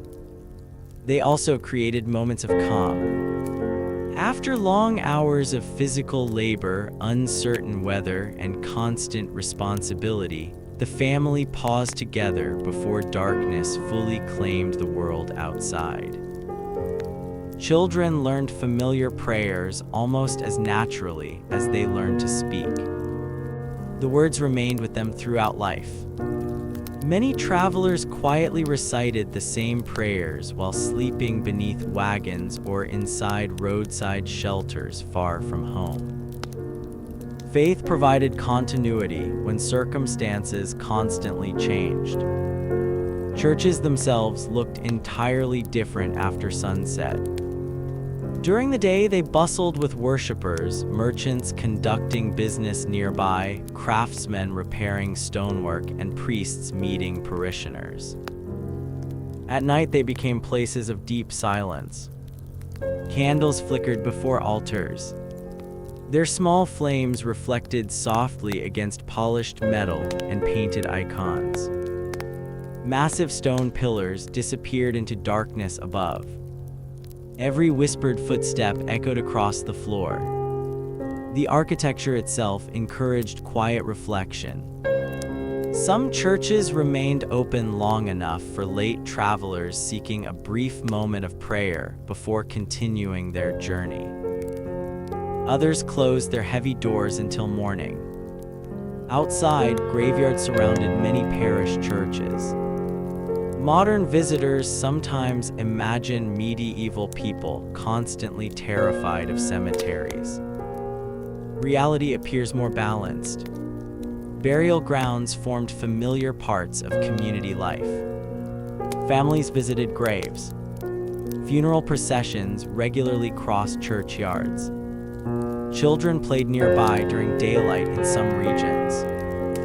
Nevertheless, walking alone past freshly dug graves beneath moonlight required a stronger imagination than many people wished to test.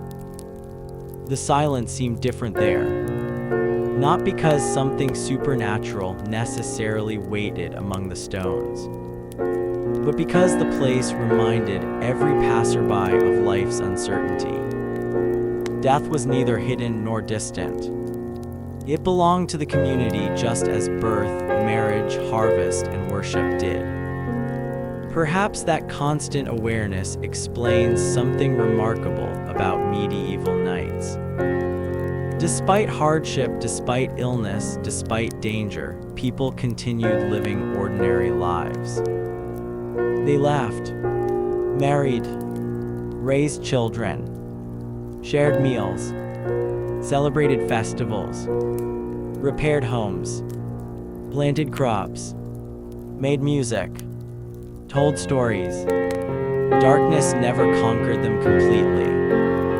Instead, generation after generation learned how to endure it. And while ordinary families settled into uneasy sleep beneath timber roofs and monastery bells marked the slow passing of the hours beyond the borders of kingdoms, along lonely coastlines where black waves crashed endlessly against rocky shores, another kind of medieval night was unfolding, one feared not by farmers or townspeople, but by sailors who understood that after sunset, the sea could become even more merciless than the land.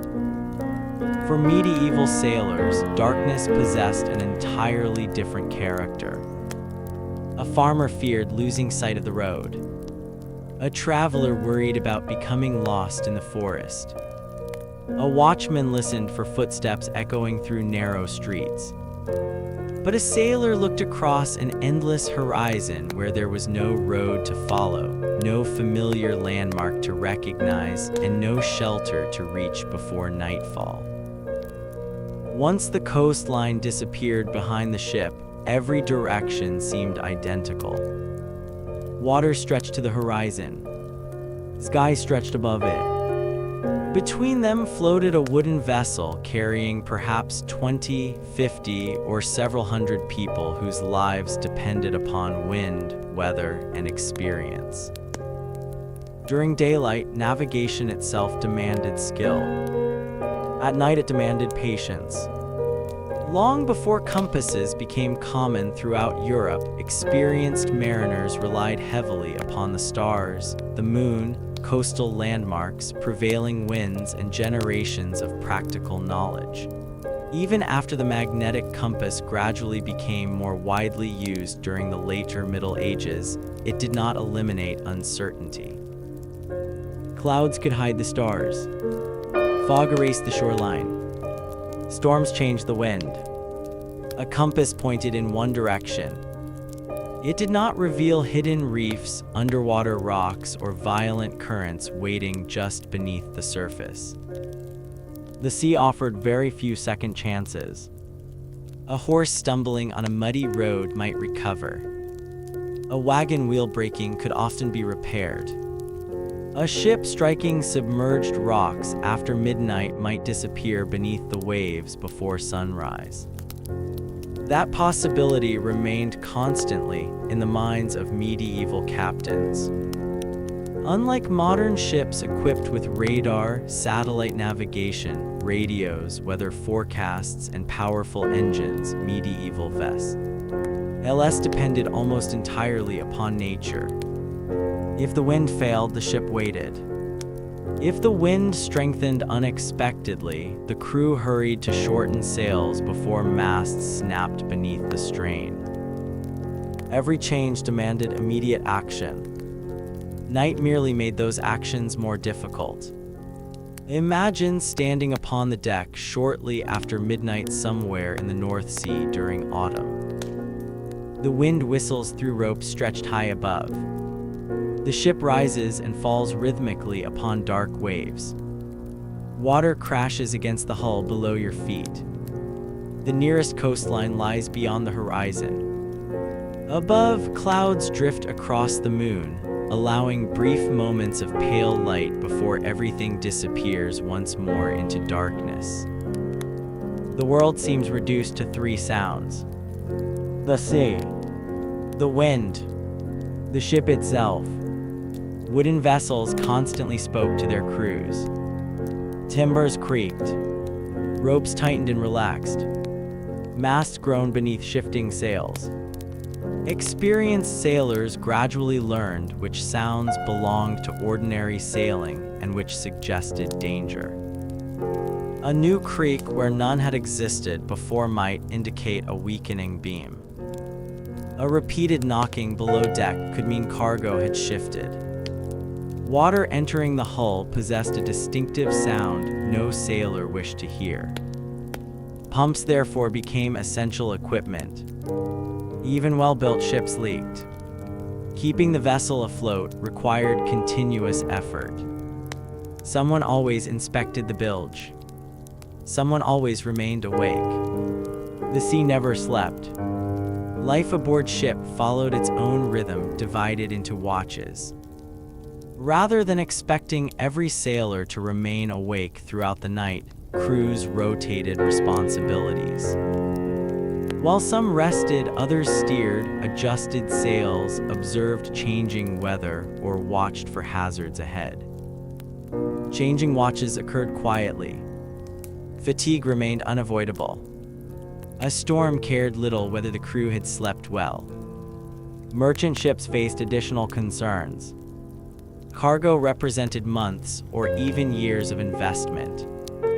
Wool from England, wine from France, salt from the Atlantic coast, timber from Scandinavia, spices arriving through Mediterranean trade. Every barrel and bundle carried tremendous value. Losing the ship meant losing livelihoods. Merchants ashore anxiously awaited vessels whose arrival determined profits, prices, and future business. Families also waited.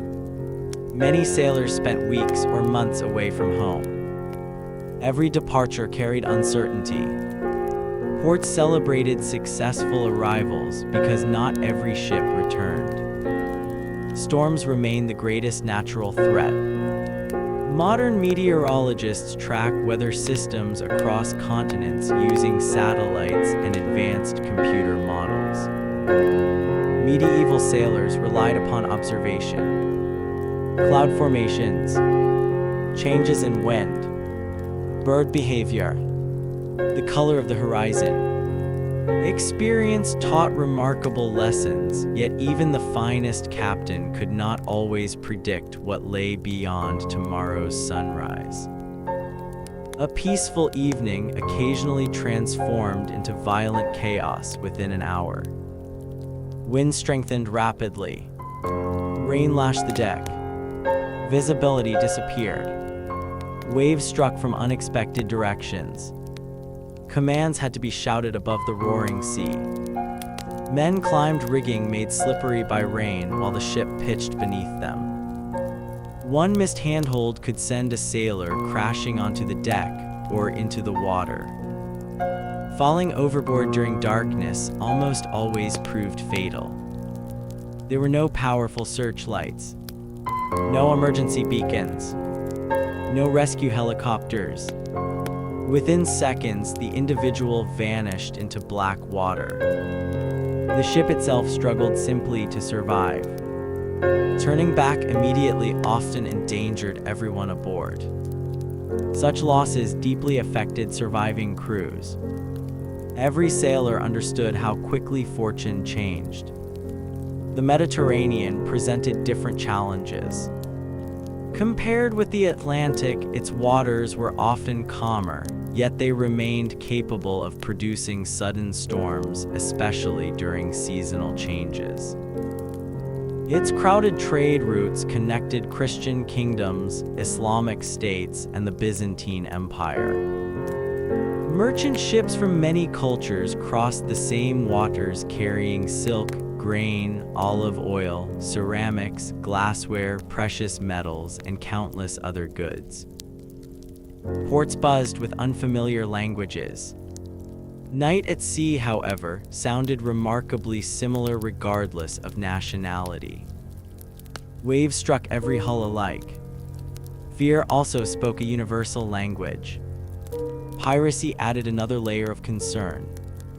Pirates existed throughout antiquity and continued operating during the Middle Ages wherever profitable trade attracted vulnerable ships.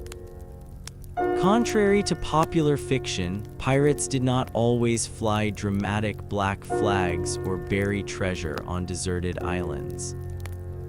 Many resembled ordinary sailors until the moment they attacked. Some possessed swift vessels capable of overtaking slower merchant ships. Others hid among islands or narrow coastal passages where escape proved difficult. Night sometimes favored them. A merchant captain spotting unfamiliar sails after sunset face. The impossible questions. Were they fellow traders? Fishing boats? Naval patrols? Or raiders waiting for darkness before closing the distance? Without telescopes capable of revealing clear details, certainty remained elusive. Crews therefore remained alert whenever strange vessels approached. Fortunately, most voyages ended without violence. The greatest opponent remained nature itself. Dense fog drifting across the sea produced extraordinary disorientation. Sound behaved unpredictably. The crash of waves against distant cliffs echoed across open water. A ship's bell somewhere beyond visibility seemed close enough to touch. Another vessel might appear suddenly only a few hundred yards away before disappearing again into whiteness. Collisions became genuine risks. Captains reduced speed whenever possible. Lookouts strained their eyes toward darkness, offering almost no useful information. River travel presented different but equally serious hazards. Major waterways such as the Rhine, Danube, Seine, and Thames served as commercial highways linking inland settlements to distant markets. Barges carried grain, stone, timber, wine, and livestock. Unlike the open sea, rivers offered recognizable banks and familiar settlements. Yet nighttime navigation remained dangerous. Strong currents shifted boats unexpectedly.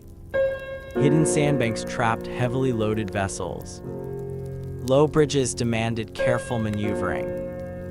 Floating debris carried downstream after storms damaged hulls. Boatmen often preferred tying their craft securely along the riverbank until daylight rather than risking unnecessary travel after sunset.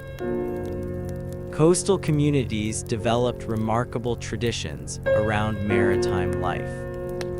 Lighthouses existed in certain locations, though far fewer than today. Beacon fires occasionally guided ships toward important harbors. Monasteries built upon cliffs sometimes became valuable landmarks. Experienced captains memorized distinctive headlands, river mouths, islands, and towers visible from offshore. These landmarks vanished almost completely after dark.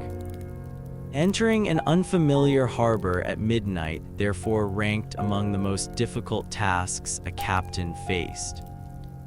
Many wisely remained offshore until sunrise despite growing impatience among passengers. The sea taught humility. No amount of confidence altered tides.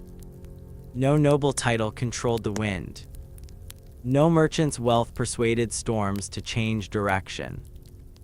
Kings traveling by ship accepted the same risks as ordinary sailors. History records numerous rulers delayed, shipwrecked, or forced ashore by bad weather. The ocean ignored human status. Perhaps this explains why religious faith occupied such an important place aboard medieval ships. Small crosses decorated cabins. Priests occasionally accompanied important voyages. Sailors prayed before departures and during storms. Many promised offerings to particular saints if safely delivered to port. These promises reflected genuine belief, but also acknowledged an undeniable reality. Some circumstances lay beyond human control. When dawn finally appeared after surviving a difficult night at sea, relief spread quietly across every deck. The eastern sky brightened. Clouds became visible. Waves regained color. Landmarks slowly emerged from darkness if the coast lay nearby. Crew members who had spent hours staring into blackness suddenly recognized familiar cliffs or distant church towers. Another night had passed. Another voyage continued. Yet while sailors welcomed the return of daylight upon restless waters, far inland, where lonely monasteries, abandoned castles, and forgotten roads crossed ancient landscapes, darkness still sheltered a different kind of fear. One born not from storms or waves, but from the medieval belief that some places carried memories which even daylight could never completely erase. The oldest roads in medieval Europe had witnessed more human footsteps than anyone could possibly count. Roman soldiers had marched across some of them centuries before. Pilgrims, merchants, wandering scholars, kings, beggars, craftsmen, monks, shepherds, and countless ordinary families all followed the same winding routes generation after generation. Every bridge carried stories. Every crossroads remembered farewells. Every ruined tower overlooked lives that had come and gone without leaving written records behind. By the end of our journey through medieval nights, perhaps the greatest surprise is not that people feared darkness. It is that they learned to live with it. The Middle Ages were not an endless nightmare where every evening ended in tragedy. Most nights passed quietly. Families finished supper, secured the door, said their prayers, and slept until dawn without incident. Most travelers eventually reached their destinations. Most watchmen completed their rounds without raising an alarm. Most ships survived another voyage. Most children awoke safely to another morning. History, however, rarely celebrates ordinary nights. Chronicles recorded disasters because disasters were unusual. They described devastating fires because most towns did not burn every year. They remembered famous robberies because thousands of peaceful journeys left nothing remarkable to write about. They preserved stories of terrible storms because calm seas carried little drama. This creates an illusion. Looking backward through historical records, medieval life can appear darker and more frightening than it truly was. The people themselves experienced something more balanced. They laughed at village festivals. They danced after successful harvests. They married, celebrated births, shared jokes, argued with neighbors, repaired roofs, planted gardens, taught their children useful skills, and gathered around warm hearths while winter winds howled outside. Darkness was part of life, not the whole of it. Yet nighttime demanded respect in ways modern society often forgets. Today, with the touch of a switch, entire streets flood with light. A mobile phone instantly connects us with emergency services, maps, weather forecasts, and family members hundreds of miles away. Cars travel safely at speeds medieval riders could scarcely imagine. Hospitals remain open throughout the night. News crosses continents in seconds. A medieval villager possessed none of these comforts. When the sun disappeared, the world genuinely became smaller. The distance visible to the eye shrank from miles to only a few steps. Knowledge became local. Help became uncertain. Every decision carried greater consequences. Should you continue traveling? Or stop until dawn? Should you answer the unexpected knock at the door?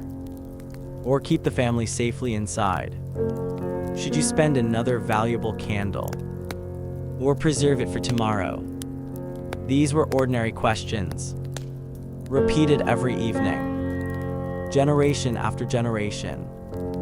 Perhaps the greatest lesson hidden within medieval nights is not about fear at all. It is about preparation. Communities survived because people planned ahead. They stored food before winter. They repaired roofs before storms arrived. They checked stable doors before sleeping. They shared labor during harvest. They warned neighbors of danger. They welcomed weary travelers whenever circumstances allowed. They understood something every civilization eventually learns. No individual survives entirely alone. The village depended upon the blacksmith. The blacksmith depended upon the charcoal burner. The charcoal burner depended upon the woodcutter. The woodcutter depended upon the farmer. The farmer depended upon the miller. The miller depended upon everyone bringing grain. Each person strengthened the community. Night merely revealed how deeply connected they already were. Even their fears often served practical purposes. Legends discouraged children from wandering into dangerous forests. Stories about haunted marshes kept travelers away from unstable ground. Warnings surrounding lonely roads reflected generations of accumulated experience. Folklore and survival frequently walked together. Modern readers sometimes smile at medieval beliefs while overlooking the practical wisdom hidden beneath them. As historians continue studying household accounts, court records, monastery chronicles, archaeological discoveries, and private letters, an increasingly detailed picture emerges. The medieval world was neither endlessly miserable nor romantically simple. It was wonderfully human. People worried about tomorrow's weather. They hoped their children would remain healthy. They complained about taxes. They celebrated good harvests. They mourned lost friends. They admired beautiful churches. They feared uncertain roads after sunset. In many ways, their emotions feel surprisingly familiar despite the centuries separating us. If we could somehow spend one genuine medieval night inside a small village, we might initially notice the silence. Not complete silence. The crackling hearths, the distant barking of dogs, the wind brushing against timber walls, perhaps an owl calling from nearby woodland, the slow breathing of sleeping family members, the occasional footsteps of a watchman outside. Without engines, electric lights, aircraft, televisions, or glowing city skylines, darkness itself would seem almost physical.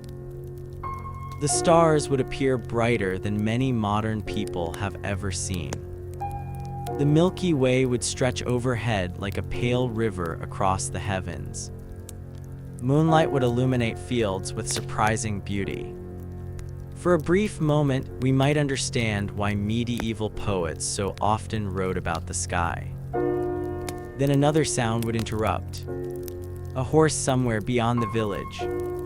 A door closing. Church bells marking another hour. Instantly, our attention would return to the earth.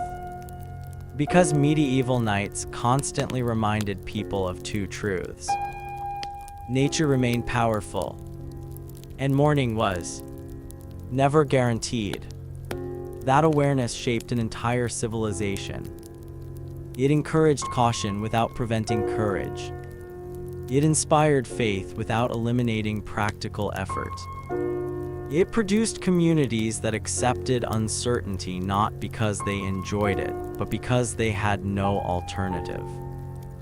Every sunrise represented another opportunity, another day's work, another chance to improve the harvest, another family meal, another ordinary evening around the hearth before darkness returned once again.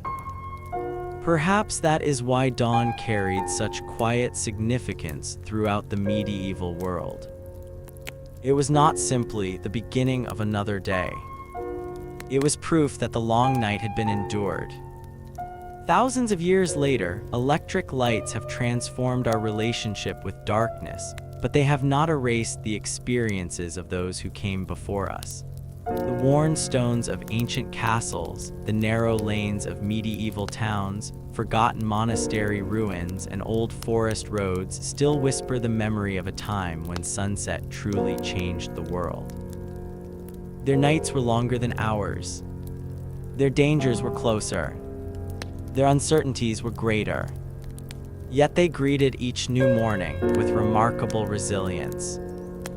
And perhaps in remembering their courage as much as their fears, we come a little closer to understanding what medieval life was really like, not a world of constant terror, but a world where every dawn felt deeply earned.